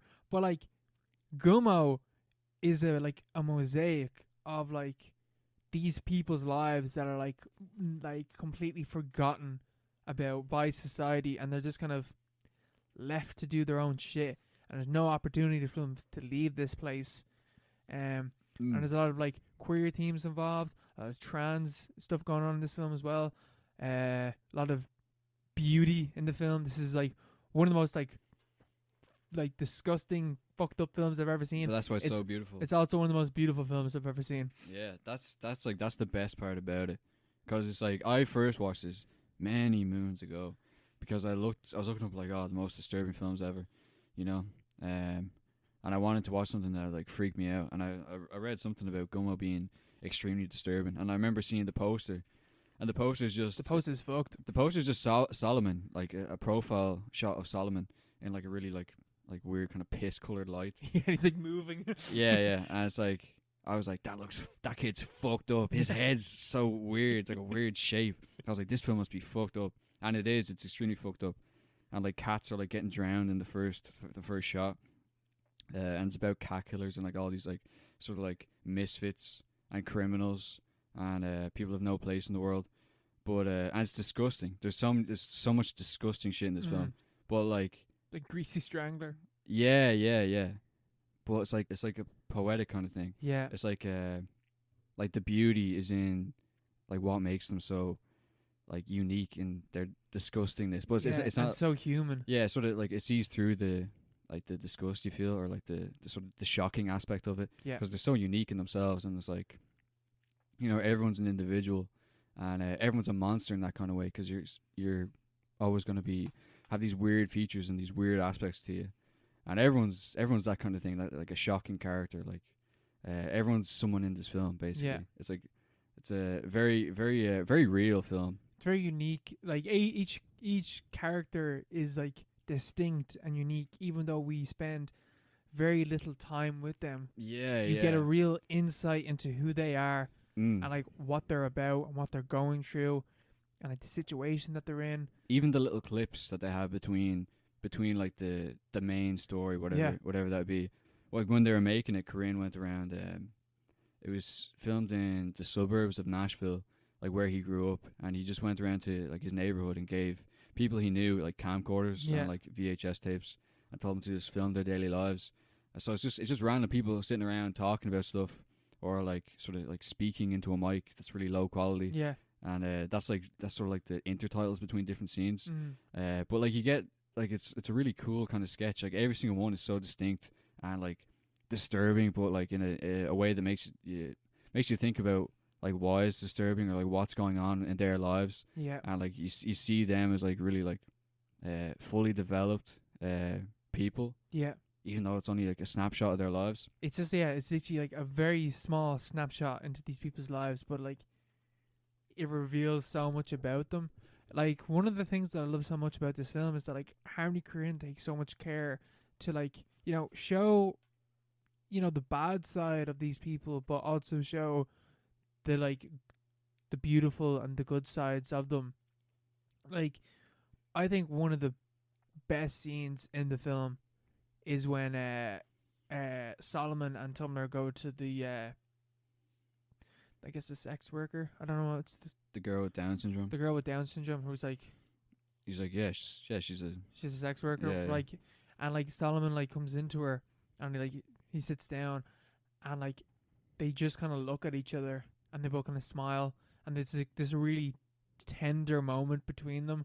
And she like rubs his hands, and she's like, "You got hands like a girl." And he's like, "No, I don't." I was like, "No, they're really nice." And he's like stroking her face or whatever. And I saw this clip of Harmony Korine talking about it, and he was like, "I wanted to show the beauty of people." Like I don't know, I can't remember what he said, but he's something like even the Down syndrome girl. But like he said, like that was very easy to do, to show the beauty of like, because you just have to show them as they are, and like the beauty of like emotes from that. Yeah. And it's this really soft and tender moment between these two characters, especially because they're both kids, and you realize like these kids have like no, like their innocence has been ripped away from them, but they're still kids, and they're still kids in a really fucked up situation, and they just have this moment of connection in that. And it's so like just so like gentle of a scene, and amidst all the horrible shit that's going on. Yeah, it's definitely yeah. There's a lot of fucked up shit, but at the same time, it's like it's more real, you know. Like obviously, not everyone lives like Solomon or Tumblr or the guys, but you know, everyone has stuff like that. But a lot of people do. Yeah, a lot of people do. Well, like, I think everyone does, just to a certain extent, in different aspects of how they live. Everyone has weird shit about them, or like has a fucked up situation. Yeah. But like, it's like, you know, it's something beautiful in that, and that's like the whole point, I suppose. Because he's, you know, as you said, the Korine quote is like the beauty in all these things is extremely obvious if you just let it, you know, if you just be honest about how how you're portraying it, you know, because it's this is one of those films that Herzog like really loves. Like this is a big favorite of his. I think it's a big favorite of a lot of directors. Yeah, but he went on to work with Korine in Julian Donkey Boy, which we should have a look at soon enough. But so like him and Korine were like mates, like, and they still are, I suppose. But like Herzog is very similar in the way he's like always on about. He's always doing his documentaries, but he's completely against like facts. Like he's anti-facts. Like he's anti. He doesn't like cinema verite, or he doesn't like factual kind of didactic documentaries that tell you what to think. Like he's all about. He has a manifesto. They call them. I think we touched on it before. The Minnesota Declaration, where he just got up and started listing his like his beliefs in terms of film. And he talked about ecstatic truth and how the real truth is something that you have to sort of fabulize. It's something hysterical, and that you have to. It can only come about through stylization and sort of like bringing things together and making things up. It's a creative process. It's not something that you sort of that you look at as like and like sort of pick apart and dissect and like look at in retrospect. It's like a living, visceral kind of thing. And like ecstatic truth is like the exact term I'd use for Gummo. It's like it's a living. It's like an organism in itself. It's something that like you're seeing the snapshot of these people's lives that's just like completely real and completely like impactful. Like in every single scene, like everything hits really, really hard and is relatable in an extremely bizarre kind of way as well. You know, I think there's something for everyone in it, which is why it's like the carnival aspect of it. That's why it's so good. What makes it so like, impactful. I think as well that like this is like I didn't take any notes while watching this film because this isn't really a film that you kind of think about while watching. It's a film that you feel when you're watching and you think about afterwards, and you think about, oh, why did it make me feel that way? And then in doing that, it reveals, you know, the shit about the film. So it's kind of, I didn't take any notes whatsoever, but like a few of the bits that I was thinking about was that like, this is very much a film about neglect. In terms of these characters, like they're all kids, and they're like, there's fuck all parents involved in the film, except for Solomon's mom, and even at that, like, that's a very weird relationship that they have. Yeah. But in the broader sense as well, these are people that have been neglected by society as a whole and have been forgotten about, and maybe society itself doesn't want to have a look at what's going on in this place, in these weird towns in America that have just been completely forgotten. It's like Trash Humpers is like the evolution of that even further, and is really aggressive in that. But Gummo is like really poetic and really like soft in how it deals with that.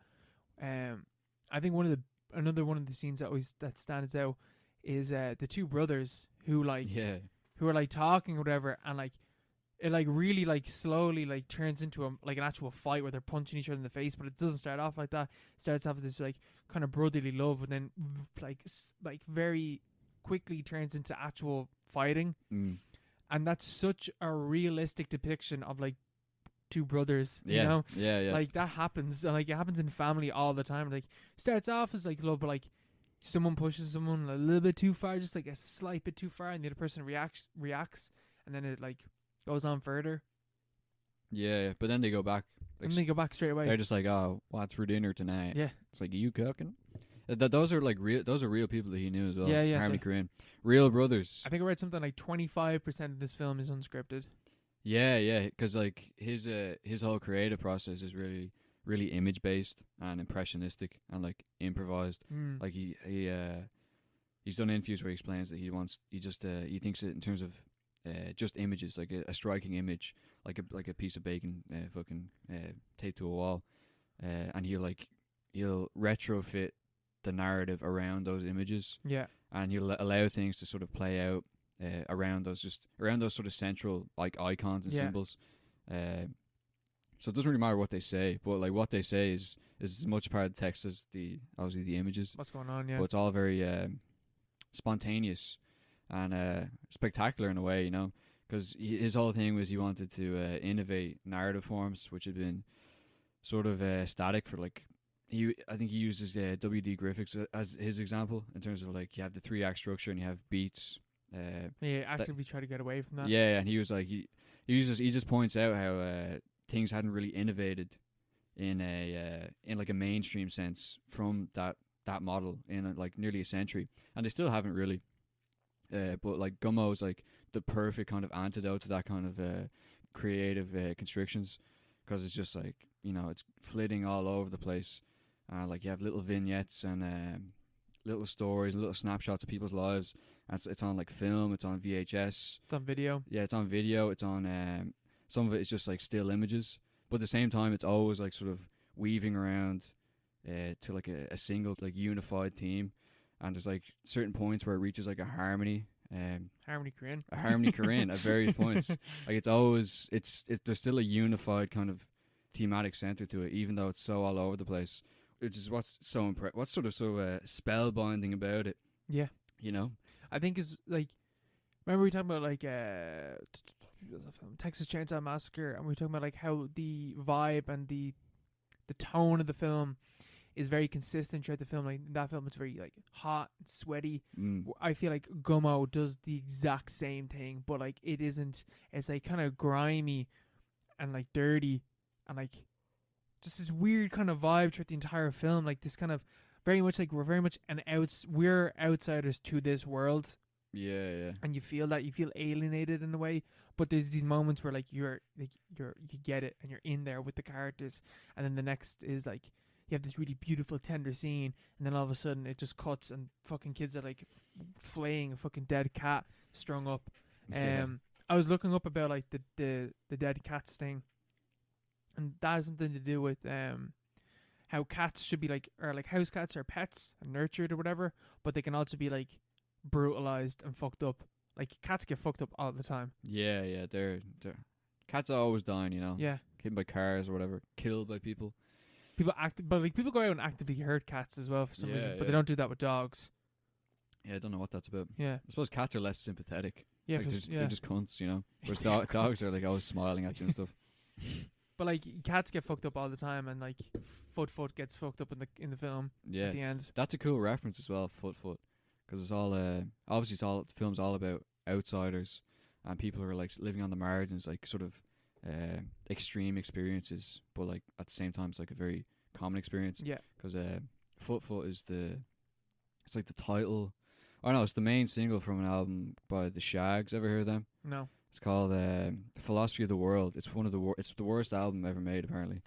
It's like it was three sisters who were like sort of made by their father to start a band, because he had a vision that his daughters would become the next big thing. Yeah, like the next Beatles or whatever.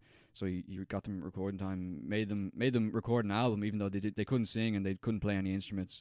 So it's like all this like atonal kind of just thrashing and like warbling for the entire album. But the main song is called My Pal Foot. So it's a very, you know, it's a reference there right in the middle of Gummo, you know. Poor Foot. Poor Foot. Yeah, he gets fucked up in this as well. He's like the main character basically. Yeah, Foot. Yeah, he's like the most consistent character. Yeah. And I know that earlier on we were talking about Verotika and how in Verotika there's like no character arcs, so there's no message, whatever. And there isn't really any character arcs, but there is slight character arcs.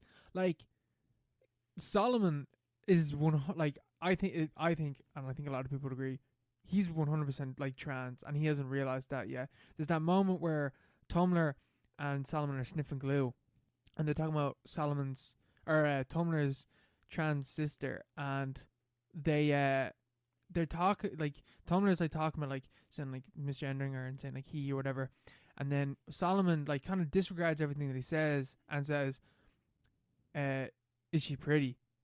And he's like, "Yeah, I guess so." And he's like, I think he said, I can't remember what Solomon says, but Solomon kind of ignores everything that he's saying and like recognizes the kind of like something within the trans sister. And then later on, you have, you know, the Down syndrome girls, and you got hands like a girl, you have very soft hands like a girl.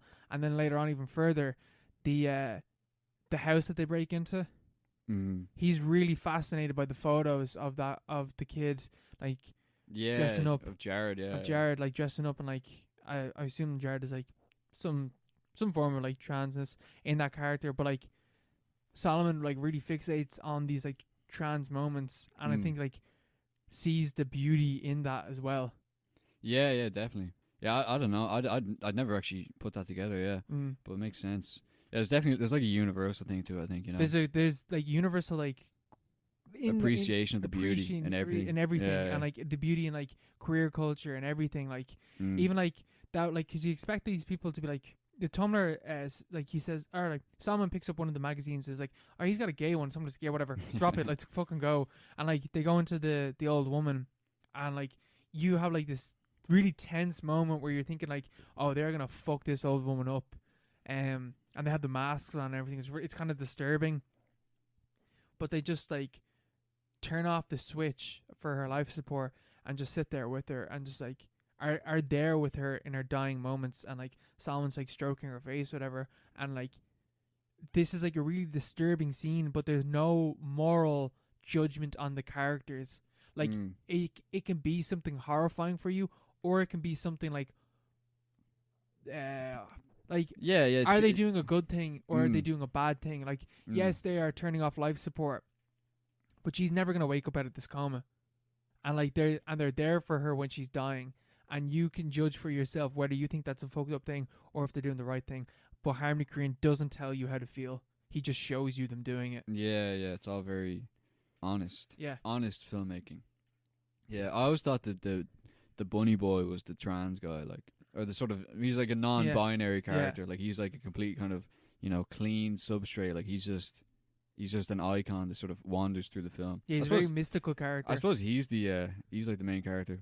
But, yeah. Because then he's like you think he's almost like not real, but then he's like interacting with Chloe Sevigny at the end. Yeah. Like kissing her and all. Even like actually one of the moments, like I did take one note, and that was at the start of the film where he's at the overpass and he's in this caged place and he's like pissing, he's spitting out onto the cars on the motorway flying by, and the song is very repetitive. That's a great song. It's a great song. It's like my little it's like my little rooster. My little rooster just go click click click click powder. But like you know, my reading of that is that's an entire like embodiment of like one of the messages in the film, which like these people are trapped and locked away and forgotten, and they're spitting and pissing on like modernity flying by them underneath their feet. Yeah, that's a good one. Yeah. There's a lot you can look into this, like, you know, so much going on. Even the scene with the bunny boy and his two like extremely hyper masculine toddlers, cowboys, who dress up as cowboys. Yeah, it's like, he's a fucking bunny. He smells like shit. Look at the gay ears on him. Yeah, he's gay. And they're just shooting him. But they're like hyper masculine characters. Yeah. I didn't even think of it. But it's out of nowhere, and it's never followed up on, obviously. But that's the spirit of it, you know. It's like a unified kind of thing. You have to like consider it as a whole, and it's not very long either. Like it's pretty easy to consider it as a whole. It feels way longer though, but I like that about it. Yeah, it's like a journey. You feel like you spent a lot of time with these characters. Yeah. A lot of time in Xenia. Yeah, apparently it's called like Xenia's a real place. Yeah, where they had a big tornado. Like that's why he chose to set it there. Like he didn't just randomly pick the name. It's because the whole idea of a tornado of a community that's like seen its best days, that's been like battered in by some like fucking some event in the past that the kids that the film follows like weren't really around to experience. But at the same time, they see like the wasteland that it's left behind. Yeah, they're living in it. They're living in it. They're suffering the consequences of the past. Yeah. That they've nothing to do about. Yeah, 98 or 97 was it when they made this? Yeah. Good old Harmony, you know. I love the all the different jokes as well. Tumblr is a very funny guy, you know. Yeah. Because the Gummo, the title is a reference to Gummo Marx. Yeah, one of the forgotten Marx brothers. Yeah, it's Karl Marx's brother, you know. Yeah, that guy wrote Capital 3, the sequel to Marxism. Marxism, Electric Boogaloo. Yeah, well, you have like, what was it, Harpo, Groucho, some other guy, and then the other guy was Gummo, but you never saw him on film. He was the forgotten guy, and that's why he called it Gummo. But then you have even Tumblr. Tumblr is a he's a reference to like Buster Keaton something. no. It's a role someone plays in like an act, like a vaudeville act. Yeah. Like the woman in Showgirls where she comes out and tells jokes before. Yeah. Like she's a Tumblr. Like that's what a Tumblr is. Like they come out and tell like cheap kind of like Groucho Marx kind of jokes. Like Tumblr has loads of them, and like all about like I saw a guy, he said he hadn't eaten in a week. He's like, so don't worry, it tastes the same. Yeah, it tastes the same. It's like it's a stupid joke, but it's also like, you know, it's something that like make you giggle, you know. Yeah, because it is very vaudeville between the two of them. Yeah. These two weirdos Little going duo, little dynamic. Duo. Yeah, and we haven't even talked about the three girls as well, and like the one time we see someone that isn't like part of this community or whatever, is like this kind of middle class guy, and he tries to like he sexually harasses them. Yeah. And he's like, "You're trash. You're used to this. You're trash." And like he's a gossip writer. Like that's the outside world or whatever. Yeah, someone that doesn't for trash like you. That's someone that doesn't understand what these people are going through. Doesn't get it because he's not. He doesn't really care either. But he's still a weirdo, like. Yeah, he's a weirdo. He's probably he's the biggest weirdo in the film. Yeah. Tumblr maybe, but whatever. Yeah, the girls are cool. You know, they're the best. Chloe Savini in this was like. I love the three girls. They're my favorite characters in this. God bless. Yeah, they are funny. They got the shenanigans. Yeah, they do their things. Great soundtrack as well. Amazing soundtrack. Great soundtrack. You know, Madonna, they have everything. Yeah, black metal. Madonna, black metal, folk music, Roy Orbison, pop. It's everything. Like, yeah, they got it all. Soundtrack is great. But at the same time, it's like it somehow makes sense. You know, it's not just. It doesn't come across as like forced or you know, kind of like jolty or whatever. Yeah, it doesn't like break the tone or anything. Yeah. Yeah, it's so close to like the millennium, but it doesn't feel like a 2000s film. You know, no. It feels like, you know, I don't know. It feels sort of timeless in a way. It's like just one of those sort of indie films that just sort of sits there. It's just sort of existing in a different plane. You know, wonder what Gummo 2 would look like. It'd feature Aaron and Neil. Yeah, the lads. Out in swords. Yeah. That's what would take place. Out in swords, yeah. They need to be fucking shooting cats out in swords. Shooting cats. Shooting foxes. I don't know, watching airplanes and shit. Yeah, sniffing glue. Sniffing glue. Yeah. Yeah, it is a very funny film as well. Yeah, it's very funny. What's the last... Oh, the last vignette is the fucking... The bath. The bath scene. Yeah, then they cut to your one with the no eyebrows. Yeah. She's in bed. She's like, God loves me or something like that. Oh, yeah, sorry, that's one of the points I want to make as well. Is like... One of the best things about this film as well is like... There's no judgment, like, by Harmony Korine, like, in how he depicts these people, whatever. And some of the people we might feel sorry for, but like, and she, I think, is like one of the, like, the key like themes or whatever. Is like, she's like, you might feel sorry for her, but like, you shouldn't, because she's happy. She's living her life. She is completely happy with how she is living her life, and you shouldn't judge her over it. Like, even like the shaving of her eyebrows or whatever, it's like, oh, don't do that. But like, she's completely happy with it, and she's happy with how she looks. Yeah. Same with the albino girl.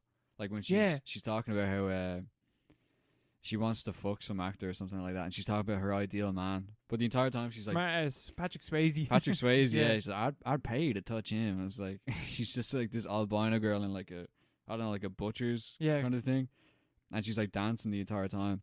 It was just like she wasn't an actor or an actress. Like, she was, a lot of that was improvised, you know.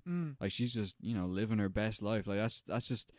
Like, that's the best kind of person you can meet, like a pure character. Who's just doing their own thing, and just like, you know, that's where you learn things in life, you know. Yeah. It's just all people like that are just like pure characters in themselves, you know, oddballs and stuff. Yeah, that's what the film's about. And like, you could like something like that could be like kind of cringy, but it's not cringy. Yeah, it's just authentic. It's just and you don't authentic. Like, you might pity them, but you shouldn't, because they're happy. Yeah. Like, you might pity them. They're happier than you. They're happier than... Yeah, like, some of the people... You're watching Gummo. She's living her best life. Some of these people are way fucking happier than I am. Yeah, exactly. And they're living in this fucking, like... simple things. Fucked up, bad situations. So it's like, what the fuck do I gotta be sad about? Exactly. It's all beautiful. If these people can live in these situations and be happy about it, so, like, you know, so can anyone. They live in fucking shitholes. Yeah. They don't deserve to live there. They don't deserve that. You know, but there's something beautiful about it all. And it's even, like, even the horrendous shit in the film... It's not excused, but explained by the situation that they're living in. And you understand why these characters are doing what they're doing. yeah, like the whole economy of killing cats. Like the whole reason they end up killing Jared's granny or whatever is because Jared stepped onto their territory, on their turf, and like Tumblr needs money from the supermarket, which they give to him for the cats that he kills to buy his glue to sniff with Solomon out in the field. So it's like a whole little economy going on in there, but it's like this sort of, I don't know, like it's obviously it's like sad and like, you know, disturbing and stuff, but at the same time it's like, you know, it's its own little world going on and it's just doing its thing, and there's something beautiful about how it turns, you know. Yep. Such a beautiful movie. Aye. It champions the weirdos. Yeah, the outsiders. A lot of photography is like the. I haven't even talked about how beautifully shot this film is. Yeah, it's really well shot. Like the guy's 23 years old and he's doing this, you know, because he wrote Kids, like Larry Clark's Kids, and he was 19 when he wrote that in 1995, and Larry Clark was a photographer, or he still is, I suppose. He was a photographer who was like, he met Korine one day in like Washington Square Park in New York, and when he was taking pictures of skaters, very famous photographer. He has loads of books. Tulsa, I think, is the most famous one, where it's just like pictures. Like this guy was like a pervert, I think. You know, one of those fucking weird guys around the 90s, and he hung around with like teens and like people like that when he was in his 30s. You know, he's a very, very dodgy kind of guy, I think. Even kids, very, very dodgy production process there. But yeah, he just, the way he photographed these kids was. It was just like completely honest, kind of like, you know, truth. It was just the way it was. Like he just like his book is full of, you know, kids with like heroin needles in their arms and stuff, and it's mainly about his addiction. And even like there's a big influence from Diane Arbus as well, who's a photographer who was big into freaks. She loved freaks, and she went around taking pictures of oddities. This is all about freaks, this film as well. Yeah. It's all about like the carnivalesque. And like the beauty in monstrosity, and like how we're all monsters in a way, monsters to ourselves. Yeah. But yeah, Diane Arbus is huge as well here. But also talking about Larry Clark, Alan Clark is a huge influence on Korine at the same time. It was a big man, Penda's fan, Elephant. Like Korine, I think his favorite one is Christine, which I haven't seen, but he loved Alan Clark for his social realism, for like, again, how he's sort of truthful about how people live, and like Alan Clark is pretty, for the most part, like straight. Like he plays it straight in terms of his social realism. It's not about like, you know, oddballs or whatever, but you know, Korine's kind of synthesis of these weirdos and like social realism, and how these are basically the same thing. Like the social realist factor is that everyone's fucking strange, you know.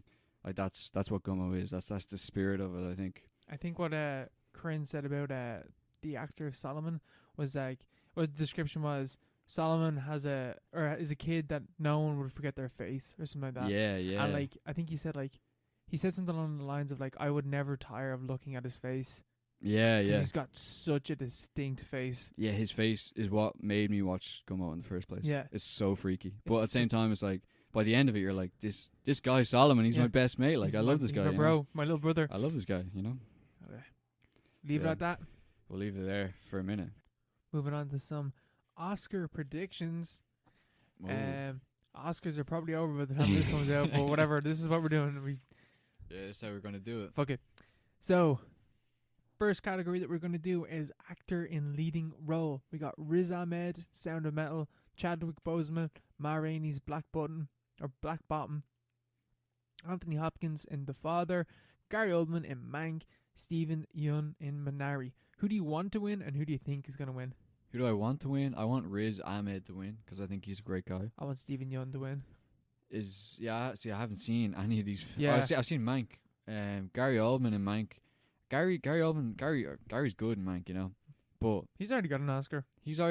Plus Mank is all like, he's like like whip smart. He's like, oh, I work with fucking, you know, Orson Welles, and he talks like this. I'm from the 40s. I'm from the 40s. I talk in catchphrases and whatnot, you know. It's like, that's whatever. It's just an impression, you know. I don't know. That's definitely not best actor material. I want either Riz Ahmed or Stephen Yeun, but I wouldn't mind if Chadwick Boseman won. Why? Because he's a king, isn't he? Yeah. And he's probably gonna win. Yeah, because he's dead. Yeah. Maybe. Anthony Hopkins. I've never heard of The Father. The Father's meant to be amazing. Is it? It's about a dad. It's from his perspective, and he's suffering from what's that thing called when you start forgetting things? Dementia. Thank you. Get yourself checked, yeah, man. I can't believe that. But yeah, he has dementia, and it's from his perspective. And it's like unreliable narrator stuff. Yeah. He has autism? He was only recently diagnosed as autistic. I heard about that, yeah. Mad. You know? I suppose he's mad old. Like, they wouldn't have caught that back in the day. I mean, yeah, makes sense. Yeah. Who do you think's going to win then? Who's going to win? I think Riz Ahmed might have a shot. But Chadwick Boseman, you know, the dead factor is pretty big. And his death is a pretty big event. Yeah. I think when they're... Who are the people that have won Oscars after dying? Like Heath Ledger and someone else did it? Yeah. I can't remember who. But I can't remember... Did Heath Ledger win, like, Best Actor, or did he win something else? No, he won Best Actor. Oh, did he? Okay. Oh, did he? Oh, maybe Best Supporting Actor, or did he? But, like, yeah, even though, I mean, like, he won, like, Best Actor or whatever, but, like, do they not do, like, a special award, or, like... For people who've died? Yeah. No, so, okay, yeah, so Heath Ledger did it, and someone else did it. Yeah, maybe. I don't know. Best Actors is such a big kind of thing, you know? Yeah. I don't think... I think they might give it to Riz Ahmed, or maybe Stephen Yeun. I don't think Gary Oldman has a chance, realistically. He's already got one. The dude's a fucking joke. Anthony Hopkins, he's been around long enough, you know. Yeah, give it to someone different. Yeah. Give it to someone new. Sure, Anthony Hopkins already won it, didn't he? Yeah, he got him for fucking Silence of the Lambs, Best Supporting. Yeah, and he won it for something else, I'm pretty sure. So, fuck off. Gary Oldman, Anthony Hopkins, fuck off. Yeah, fuck off. Let one of these young fellas, or... Yeah, get off the fucking horse. Yeah. Actress in a leading role. Can you read out the nominees? Viola Davis. Ma Rainey's Black Bottom. I have heard about this film, actually. I know what it is. What is it? It's about jazz or something. I don't know specifically what the story is, but it's about like this jazz singer. Better Bottom. It's Better Bottom. Andra Day, The United States versus Billie Holiday. Never heard of that film. Vanessa Kirby, Pieces of a Woman. I've heard of that. Frances McDormand, Nomadland. Carey Mulligan, Promising Young Woman. Frances McDormand's probably going to win it. Didn't she already win it before? Yeah, but I think she's going to win it again. Really? Have you seen Nomadland? No, but I've heard like loads of stuff about it. Good things? Yeah, she's just... Oh, so she got really into the role and she lived like a nomad for a couple weeks or something. Did she? Yeah. That's Oscar City. Yeah. Like, you wouldn't... Like, you know the way, like, they structure these things? Like, you have to run a campaign. Like, you have to run ads, like, a year before... Like, as soon as the Oscar before ends, you have to start running ads being, like, for your consideration. Like, full-page ads in, like, LA Times and stuff. So, like, she wasn't going to go out to the desert if she wasn't going to have massive backing for an Oscar, I think. You know? Or maybe she did. I don't know. Nah, I say she did. I'd say Frances McDormand probably will win. Who I want to win? Why not Carey Mulligan? I like her. Carey Mulligan. What's she in again? Fucking Gatsby. Ah, yes. Daisy. Yeah, Daisy. Who do I want to win? I want Viola Davis has won before, hasn't she? Yeah, but not. I don't think she's ever won a leading role, so let her win it. She can have it. She wants. She can have it. She's good. Who do I think will win? I think Frances McDormand or I think Viola Davis. Yeah, to be honest, I obviously haven't watched any of these films, but at the same time, you can sort of tell, you know. Yeah.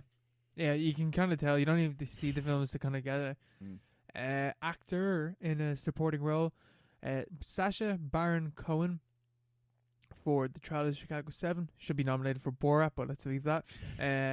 Daniel Kaluuya in Judas and the Black Messiah. Leslie Odom Jr. for One Night in Miami. Paul whatever, Sound of Metal. And Lakeith Stanfield, Judas and the Black Messiah. Wait, so who's the lead in Judas? I don't know. That doesn't make any sense. That doesn't make any sense. You know that happens sometimes though. Like fucking 2 supporting actors. Tom Hanks winning Best Supporting Actor for playing fucking your man. Oh Forrest God. Gump. No, not Forrest Gump. It was only a couple of years ago. Taking or he didn't win, but he got nominated at the very least. He actually might have won. I can't remember. It's You know that like American TV show, and like it's a guy and he's like a really Mr. Rogers, yeah, Mr. Rogers, yeah, Mr. Rogers' Neighborhood. yeah. He got nominated for that, but he's the guy. He's the lead actor in the film, so I don't understand how that works. That's game in the system. That's because I would assume that Daniel Kaluuya or Lakeith Stanfield would have been fucking leading actors in those films. Daniel Kaluuya is the title character in that film. You know, well, I suppose Lakeith Stanfield. Yeah, he's Judas. He's the Judas. Well, I don't know. Yeah, that makes sense. Who do I want to win it? I want Daniel Kaluuya to win it. Who do I think will win it? Sacha Baron Cohen. Yeah, I wouldn't mind Sacha Baron Cohen winning it though. It's funny. I haven't seen any of those films, so I wouldn't mind him winning it. Who do I want to win? Your man Paul Raki or whatever. He only just started acting, and he's in his 30s or something. Really? Yeah, and he's, like Sound of Metal is like I think it's his first film or something. Still hope for us then. Yeah, still hope for us. Yeah. So maybe him, but he's not gonna. I don't think he's gonna win. Lakeith David, Stanfield. Lakeith David, who the fuck is that? Lakeith Stanfield. I'd like him to win, or Daniel Kaluuya. Genuinely, I don't mind any of them. Just not Leslie Odom Jr. He's alright in it. Leslie Odom, who the fuck is that? He's in Hamilton. He plays Burr in Hamilton, and he plays oh god, I can't remember the singer. He plays the singer in One Night in Miami, John Brown, but that's not his name. I can't remember the fucking character's name. Oh, that's the football player, isn't it? Yeah, no, he doesn't play him. He plays Cook. Yes, Sam Cooke. Yeah, he plays Sam Cooke. Actress in a supporting role: Maria Bakalova, Borat 2; Glenn Close, Hillbilly Elegy; Olivia Colman, The Father; Amanda Seyfried, Mank; Yi Jung Yoon, Minari. I want Yi Jung Yoon to win. Who's she? She plays the grandma. Oh, right. She's so good. Who do you think will win? Olivia Colman. Yeah, well, probably. She already got it, didn't she? Or The Favor. Maybe Amanda Seyfried might get it. I don't know. I haven't seen she's Mank. Pretty shy. Like, she's just like she does the same thing as Gary Oldman. Yeah, fuck that then. It's like it's like swinging a fucking timepiece around. I'm from the 20s or whatever, 30s. Yeah. You know, and she's Rosebud. Oh fuck that! No, I don't want her to win. Then Maria Bacall. She's the one that fucking outed. She's the one that outed. Giuliani. Yeah. Yeah, let her win. Fuck it. Yeah. She's not gonna win because of that reason, but fuck it. So she won't win now. Or maybe she will. You know, like Giuliani. What sway does he have in Hollywood? None. Yeah, but he's still a politician. So you know, they're gonna try and own him. You know, West Wing style. This is for you, Giuliani. I think your one from Minari will win. And I think I want her to win, but I think someone else will win. Yeah, same. I think who the fuck is Glenn Close? It's your one who looks like a guy like oh yeah, she plays the main. Is she not the main character in fucking Hillbilly Elegy? Yeah. I don't understand this. I think it's Amy Adams is the main character. Oh, she's like yeah. Amy Adams' mother or whatever. Yeah, Glenn Close. She always creeped me out. Like, she looks a bit weird. Maybe she'll win. That'd be a joke if Hillbilly Elegy wins. Yeah. But it's the kind of film that would win, though. Like, yeah. But people fucking say it's shit. Yeah. I don't know. Because based on one of those, like, New York Times, like, bestseller memoirs. It's like, this one humanizes Trump supporters. Yeah, it's like, I used to be a hillbilly, but then I became a New York Times writer. It's like, this is my story, or whatever, you know. Fuck off. Get a grip, lads. Fuck off. And then, directing. Another round, directed by Tom. I did this the wrong way around. Anyway, director is Thomas Vinterberg for Another Round. David Fincher, Mank, Lee Isaac Chung, Minari, Chloe Zhao, Nomadland, and Emerald Fennell, Promising Young Woman. Emerald Fennell, what a name. Yeah. That's an Irish name if I've ever seen one. Is that two women getting nominated there? Aye. Let one of them win it. Chloe Zhao, sure, why not? Yeah. I've heard that she's a really good director in that as well, so. Is she? David Fincher, fuck off. Minari, nah. Like, yeah, it was very well directed. Nah, I say one of the women is going to win it, and I want one of the women to win it. I think Chloe Zhao will win it. I think she'll take it away. But I want, I don't know, someone else to win it. Yeah, whoever. Because David, like, Mank doesn't even look like a David Fincher film.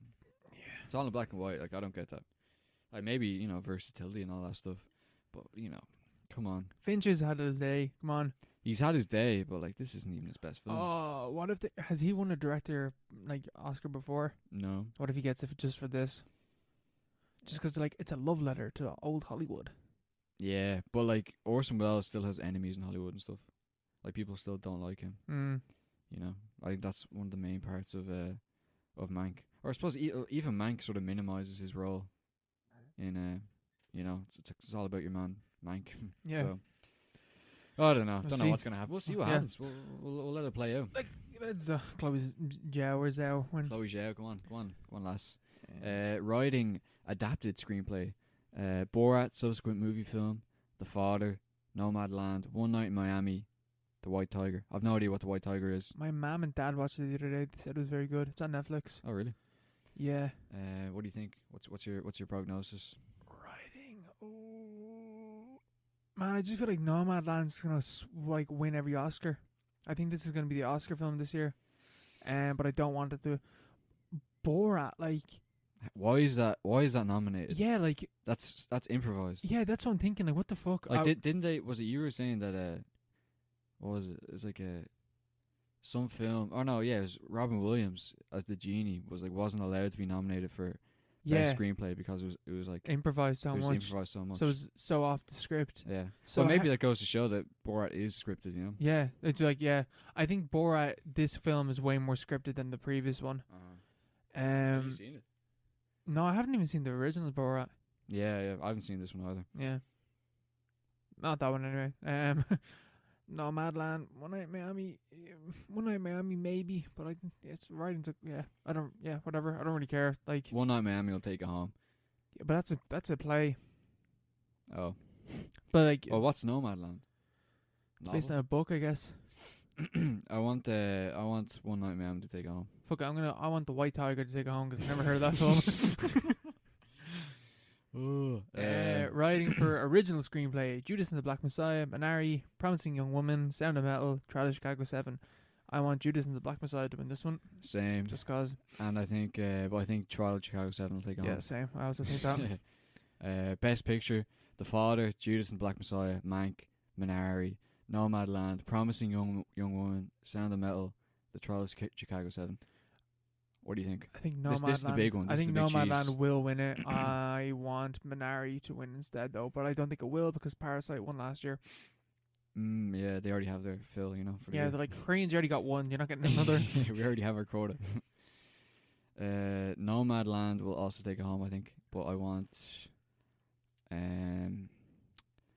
don't know, Judas Black Messiah or Minari, I suppose, because Sound of Metal, maybe. The best of them. Yeah, Sound of Metal, one of them, Yeah, something else. Just I've heard great things about all them, but Promising Young Woman, I haven't really heard that much about it. Yeah, I think. Yeah, I do think that Nomadland is gonna win. Even though I haven't seen it, it just feels like an Oscar movie. Yeah, the name. Francis McDormand's in it. Maybe Judas and the Black Messiah, but for the year that's in it. Yeah, maybe. But I also doubt. I don't think they're gonna do that. Yeah, it's also pretty. Well, I haven't seen him. But yeah, I'd encourage people to look into it, and then people are like, "What? Yeah, what? It's like, why? Wait, what the fuck? You executed this dude? Yeah, in front of his fucking pregnant wife. You know what I found out? Fred Hampton's mom, I think it was, babysitted Emmett Till. Fuck that. Yeah. Jesus, that's grim. Yeah. Was he not from Chicago? No. Who? Fred Hampton. But his mom. His mom babysitted Emmett Till. Emmett Till died in back in the 50s. Yeah. 50s. Yeah, Emmett Till. Jesus, what a fucking. It's a horror story. Yeah. Remember reading about that. I remember reading about that. Yeah, anyway, listener questions. Let's get on to listener questions. Let's see if our predictions are right. We have them recorded now. We're gonna find out. Yeah, we'll find out. I'd say bet the house on it anyway. Yeah, and we can give a reaction, but when we give our reaction to our predictions, it's gonna be 2 weeks later, and no one's gonna really give a shit about the Oscars. But then we'll do live reactions on the day. Yeah, we actually should. Yeah, we can. Yeah. Yeah, we can record. Yeah, we can. Yeah, we can do something. Yeah, we do a little live stream, charity live stream. We can do a Zoom call and just record it. Like yeah. Well, when's it? Oh no, yeah. When's it on? Because it might be on at like 2 a.m. or something. Yeah, no, I mean on the Monday when we wake up. Yeah, I suppose, yeah. Yeah, whatever. Yeah, Okay. release Mini episode. Yeah, a little bonus episode. We're not going to do that. It's no, we're saying this now. We're just not going to do it. Yeah, well, yeah, it's probably not going to happen, but... Fuck that. Right, listener questions. Yeah, our first listener questions. Well, you have to plug the bits, bro. Oh, fuck, yeah. If you want to ask us a listener question, you can get to us at @paro_pod on Twitter or on Instagram. Or you can email us as well. No one has ever emailed us. No one has ever asked us on Twitter either. theparopod@gmail.com. You can be the first. Yeah, please be the first. Take our email virginity. Or Twitter. Or Twitter. Yeah. Stop answering on Instagram. Yeah, Jack is coming in with our first question. He's asking, milk? Question mark? So, I'm assuming what it's our opinions on milk. Or Harvey Milk, maybe. Or the film Milk. We can say both. We're gonna answer both.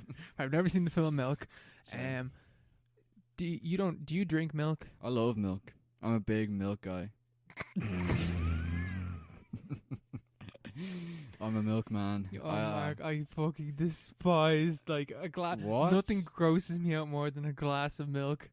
What? I just Why? find it really weird. That's unnatural. No, I don't drink milk like ever. I drink oat milk. Oat milk is the king of milks. Man, oat milk is fake milk. Yeah. If it's not coming from the tit of a cow, it's not milk. It's coming from something else. This is coming from the tit of an oat. Of an oat. What's an oat? It's a seed. You can't sperm milk cell. an oat. You can't squeeze an oat and then milk comes out. We actually can. How hard though? Really Yeah, hard. it has to be pretty hard. Like. Nah, man. I have a glass of milk every single night before I go to bed. Oh, Mark. I always have a tall glass of milk. And then I lay my head down. I sleep like a baby. Oh, Mark, I feel really weird. That weirds me out. I don't know. How? There's just something about like one of the biggest things that I missed when I was in Vancouver is the fact that I couldn't really drink the milk. The milk was rotten. Yeah, it's like either way too fat or it's like it just tastes like water, like white water. You know. That's why you gotta go with American milk. Is that's just weird. why, Mark, you gotta go with the oat milk. 'Cause the oat milk is consistent across all consistently borders. bad, yeah. Consistently decent. I don't know about that. But yeah, milk. I'm big. I'm pro milk. What about mommy milkers? You all about them? Oh yes, man. Verotika, sign me up. Sign me up for those mommy milkers. Anyway, Ross asks, what would Orson Welles say if you took him aside on the set of Citizen Kane and showed him a scene from Paul Blart Mall Cop 2, 2015? What would Orson say? Now, what I was thinking about this question is, what you need to do is, you need to sit Orson Welles down and you need to show him Paul Blart Mall Cop 1 in its entirety. And then you do what Mark did to me when we were in Vancouver and you show him the first opening 3 or 4 minutes of the film. Yeah, the first 5 minutes of Paul Blart Mall Cop 2 are actually hilarious. Yeah. Because his fucking I can't it remember. just shits on everything that Paul Blart 1 did. Yeah, it just takes the piss really. Like he's still a fucking loser. And then his girlfriend leaves him. His mom dies. His girlfriend his girlfriend's left him from the first film. And his mom gets ran over by like a van or something in the first 5 minutes. And it shows it as well. It's so funny. I'm pretty sure he loses his job as well. Yeah, he's like unemployed and stuff. It's so good. That's hilarious. Yeah. Like I think Orson would like that. He was a bit of a lad, you know. He's just like, you know, there for a laugh. I think he'd like it. Yeah, you know? I just showed him the first 5 minutes of the film. Showed him a scene. Yeah, if I showed him a scene, I'd show him the first scene in Paul Blart 2. I sort of want to watch it now because I can't really remember. I just remember the scene where she gets ran over. She gets fucking annihilated. And I couldn't stop laughing. Because he still has a segue and all, but like he's completely... and he's looking at the picture of your one. She's like, she's divorced. It's like, yeah, like when the honeymoon stage over, she's like, fuck this loser. It's like completely shits on everything that the first movie did. Yeah. It's good. It's charming, you know. Like I liked Paul Blart 1. I liked it a lot. And I liked the first bit of that one, so. What happens in one part Mall Cop 2? I can't remember. I don't really remember. I just remember that first part. Man, I still think about that when you showed me that. That was one of the great. You showed me like never watch this film. Just watch the first 5 minutes of it. Yeah. Because I just remember the rest of the film wasn't as funny. I think it's about her. It's mainly about his daughter. Like she comes of age or something. Nah, fuck that. So Not about that. lame. Yeah. And Carl is asking a very long question, but a good question all the same. Carl's saying, say a director or artist states definitely that one of their works represents or symbolizes such and such a thing. Yet some people continue to interpret it in other ways. Is there ever a point when the artist is or should be the sole authority on their work? Is it always in the hands of the public? We did it. Yeah. Yeah.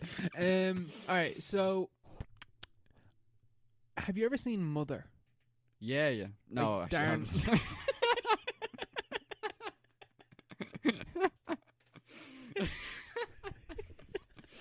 Oh god.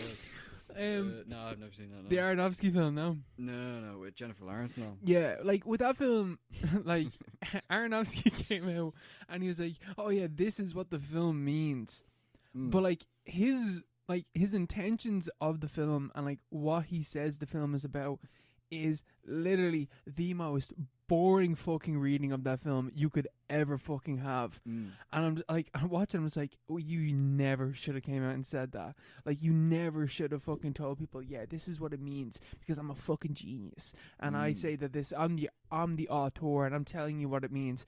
And it's just like, wow, that is the worst possible fucking reading of that film you could ever fucking have. There are far more interesting readings to be had, but especially because the film purposely leaves itself ambiguous and is so clearly like about things, only for him to then be like, no, you can't actually read into the film. Like, I'm telling you what it means. It's my film. It's my film. It's like, go fuck yourself. Like, completely go fuck yourself. It's like that only works if a film is something for you, something for the director. And obviously, without getting into how films are made, obviously the director can't be the sole authority on. He's not the sole author. Yeah, that's just a theory. But and it's not just like they make it and then they stick it away and then some people watch it, or like just the director watches it. It's a dialogue, you know. It's always a dialogue with the audience, and a film is nothing without its audience. Yeah, or without the public. You know, film is a social thing, even though maybe it's not these days with Netflix and streaming and stuff, especially in the pandemic. But it's a social media. Yeah. Of a kind, you know. Even that, well, throwing back to fucking The Deer Hunter. Like, the director of that scene that the ending of the film was completely serious. It's like, yeah. How that's a good point. Any fucking way could you read that as being serious? Like, that is such a blatant criticism and critique of everything that's been going on. That, like, and in that case, I'm just like that, like, is a, like, for me, is a pinnacle point of like, you're like, death to the author. Like, this is bullshit. Yeah, that would ruin the film if that was like unironic, you know, if that wasn't or sardonic kind of like tribute, like sort of a play on American patriotism or whatever. Yeah. Like that, like the only like it's a great ending because it's like they're singing the national anthem after having been fucked up by the war in Vietnam and like how America's treated them when they came back. So yeah, I don't know what the fuck that guy was on. Yeah, like how the fuck? Even Korine, like Harmony Korine, is he said he'd rather jump off a building and then shoot himself than dissect his films, than analyze his films. Yeah, like there's nothing, like he never talks about them or like what they mean. Like Gummo is like an open book, like he can, or like it's a book that you can interpret in any kind of way you want. It's not something that has any clear meaning because it's not it's not Harmony Korine in film form. Like it's not a certain thing. It's whatever you want it to be. It's multiplice. It's multiplicity. It's diverse. It's whatever you want it to be. It's all about the audience. And David Lynch has the same opinion. Yeah. Like I remember that there's like an interview or whatever where he's just like, someone's just like, what does this mean? He's like, what do you think it means? And then like, I think it means this. He's like, yeah. And it's like, do you want to expand on it? He's like, nope. Yeah, he's loads of great interview little clips where I think one that I saw was like some foreign journalist, I think he's like French or something. He's like, would you mind, people find your films really confusing, would you mind explaining them a bit more? And he's just like, no. And he's just like, everyone stands up and starts clapping. But it's like that's what you want, Yeah, like, no, I'm not going to explain you. I'm not going to tell you what I thought. What I thought making my movie doesn't really matter now. Yeah, exactly, yeah, it's like, especially because like like, imagine everyone having the same reading on all films, and that just being like no point. What the author told, like every director is like, oh yeah, this is what it means, and then you're watching. It's like, oh well, now what's the point? Like I have the same experience as you just telling me. Yeah. Like I could just listen to a podcast. Yeah, exactly. Or just read an encyclopedia or whatever. You know. And it's like, oh yeah, that's what it means. Okay, now I don't have to watch the movie. Yeah. It sort of ties back into what Herzog was talking about, ecstatic truth and stuff like that. Like even documentaries, present like facts and stuff. Like sort of like it's like a information. It's dead information that you're just supposed to accept, and you have to accept them to like, you know, maintain the narrative to keep pace with the film. But like, you know, I think it's not a creative kind of thing. That's not culture. I don't think, you know. Yeah. That's just sort of saying your piece. It's not a dialogue at all. That's just one person saying their thing, and then like sort of, why did you make a film about it? Yeah, sort of closing off any kind of response. Like I think the whole point of stuff like that is to have a response and to provoke a response. And like dialogue is something that has to be that, you know, you need a partner in it, you know, or partners. Like, like you need other people pitching in. And a film is like obviously has to be one way. Like you can't, you know, get in there and like refilm the scene as a spectator, but you can like talk about it and reimagine it and think about it for yourself. So it's definitely a public kind of thing, you know. I don't think does it help knowing what the like author's intention was? Yeah, probably, but it doesn't really matter. Like that, like knowing that Darren Aronofsky did that and like says like this is what Mother is about, retroactively makes me think slightly less of his films, because it's like, oh, you really meant this message. And like it's a well constructed film, but it's also slightly more boring now. Like Requiem for a Dream, its whole entire point and its whole message is drugs are bad, and that is it. Like that is the entire message of the film, and you can't really read into the film because that is all that it is saying, and that's kind of boring. Yeah, like it's a well-made film and it's fucked up and it's intense, but it's not really saying anything beyond drugs and addictions are bad. And similarly, like I think Black Swan is his best film, but like with Black Swan, it's like, yeah, being obsessive about like striving for perfection is bad. Yeah. It's literally the same as Whiplash. Yeah, it's like if you know, like They Live is the most obvious example. Like imagine John Carpenter came out and was like, yeah, I intended all this. Yeah, this is about, you know, Jews or whatever. You'd be like, what? Yeah, I heard that he actually had to come out and state that it really wasn't. Yeah. But like at the same time, like obviously he's foreclosed that kind of, you know, the Jew reading at that point. But yeah, he's like the Jew reading is out. yeah, but he's not. He's leaving the rest open. Yeah, and if he came out and like closed it off saying no, it's about this, like that would make the film pretty shit. Yeah, to be honest, because you know, like the fun of They Live is the fun of any movie, I would argue. Yeah, exactly. But I think They Live's just like a really obvious example. You know, I sort of wish David Lynch said more about his films, because I have no fucking idea what's going on in Mulholland Drive and stuff like that. Even like Twin Peaks, I remember watching. I never watched the full thing, but I remember starting watching it. I was just sort of confused. It's just a weird vibe. Yeah, just weird stuff, you know. I wish he wrote more or something, or like had like books, or even I remember we watched his short films. Yeah, I thought that would like sort of explain something more about his work. I want to learn more about the actual dude. Yeah. And more of his thinking and his philosophy on filmmaking or something. Because that can give some. Although to be fair, I haven't even bothered, but like. That'd be more interesting. Yeah, not more interesting, but it'd be more helpful. Yeah, definitely. Yeah, I think he's just like a normal guy. He's just like a middle class guy. He was like a Reaganite back in the day, but then he supported like Hillary Clinton in 2012, and then Bernie Sanders. Or no, Hillary Clinton 2016. Then Bernie Sanders in 2020. But then he made pro-Trump comments recently, like last year. It's like, a weird dude. Just a weird. Like it doesn't like everything you try to read into him. It's just like. There's nothing there. Like he's the perfect kind of subject for this question. Like, yeah, you can't tell what the fuck he's talking about, which is cool. Yeah, it's cool, you know. And he like embodies that. Like I think, yeah, if a director states this is what my movie means, doesn't really matter. Yeah, he hasn't a clue. It doesn't matter. He hasn't a Ronnie, man. Because like you might have intended for this to be the meaning, but that doesn't mean that's what the meaning is. Like, I'm sure that the director of King Kong, like the original one, didn't intend it to be like this kind of slave allegory, like going off to this like tropical land, bringing back a massive ape character and bringing it back home in chains and showing it off to the public, and then it fucking goes wild across the city. Yeah, that's a pretty racist allegory when you talk about it like that. Obviously, the director didn't mean that. Yeah, of course. But it's all in there. You're saying something in that, and it doesn't matter if you meant it or not. That's what it ended up being. Yeah, it's like those Rorschach, Rorschach, whatever the fuck it is. Yeah, Rorschach tests. You're like, no, this is just a blob of ink.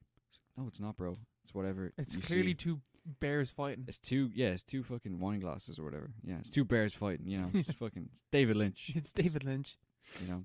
But yeah, I don't really care. Yeah, I don't really care when a director says this is what it means, because like they're irrelevant. Directors are irrelevant. Right? Yeah, especially because like, okay, yeah, you're the director, but what did the writer mean, or what did the editor mean by this cut? Like, there's so many more people involved in filmmaking. And like how you decide to frame, and that's this is a point I meant to make about Gummo.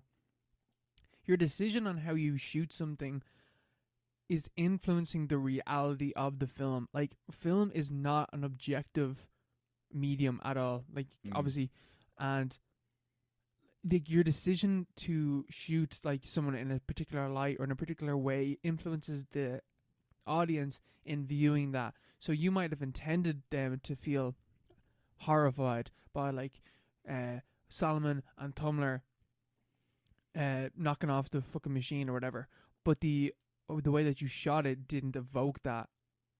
And yeah, because he just turns it off. He just turns it off, and then they sit with them, and it's a very tender moment, and it's like, oh well, I intended it to be horrifying and for you to like not like them. Like, Harmony Korine did intend for it to be, you know, up to audience interpretation, but like if he intended to, you know, make it more horrifying, he failed at that.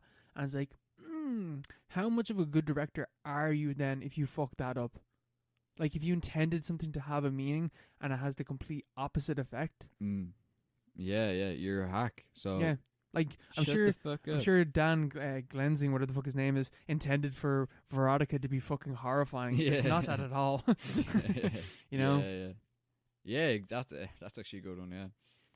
Yeah, like this guy's completely failed, you know, to realize like if you went by his reading of the film, the film is pretty much unenjoyable, you know. Yeah, because Dan Glenzing's like, oh, this is what the film is about, and this is what I'm saying. It's like, you're not saying anything at all. Yeah. Even like Paul Verhoeven with Showgirls, like. Yeah. That's one that you like. It's not. I'm not really sure what the fuck he was talking about, but. He meant something. Yeah, he was trying to say something, so I appreciate that, you know. But yeah. Death to the author. Yeah, fuck the author. It really doesn't matter. Death to the author. All that matters is what your opinion on the film means. All that matters is you. And you alone. Yeah, you alone. Like, especially like if you watch something and you're like, because I remember Jeremy Johns watching a video of him, and he was like giving his reading of the film, and his reading of the film was like, oh, it's about God or whatever, and I was like, that's a really boring reading. And then a couple of weeks later, seeing Darren Aronofsky's like, yeah, it's about God and about the earth. I was like, fuck this, like this is bullshit. That film, I actually dislike this film now. I actively dislike this film. Jeremy Johns, you know when you're agreeing with Jeremy Johns. Yeah, you know you're fucked then. I know. He's a nice guy. He seems alright. Yeah. Right, we leave it at that. We'll leave it there. So, what's your recommended movie? My recommended film for 2 weeks from now, episode 37, is Altered States by Ken Russell. Written by Paddy Chayefsky of Chinatown fame. Oh. One of the great screenwriters. And Ken Russell, obviously a great director who we talked about last week with The Devils. But they didn't like each other at all. They did not get on whatsoever. So there's a big story about that. Buzzing. There's a production process, you know, the film itself, what the film's about, what it's based on. There's a lot to talk about there. So we're going to be talking about that in 2 weeks' time. Sweet. God bless everyone. We'll probably start a new series soon enough, but we just have to figure out what we're going to go through. Absolutely. We'll be there. All right. Bye, everyone. Bye-bye.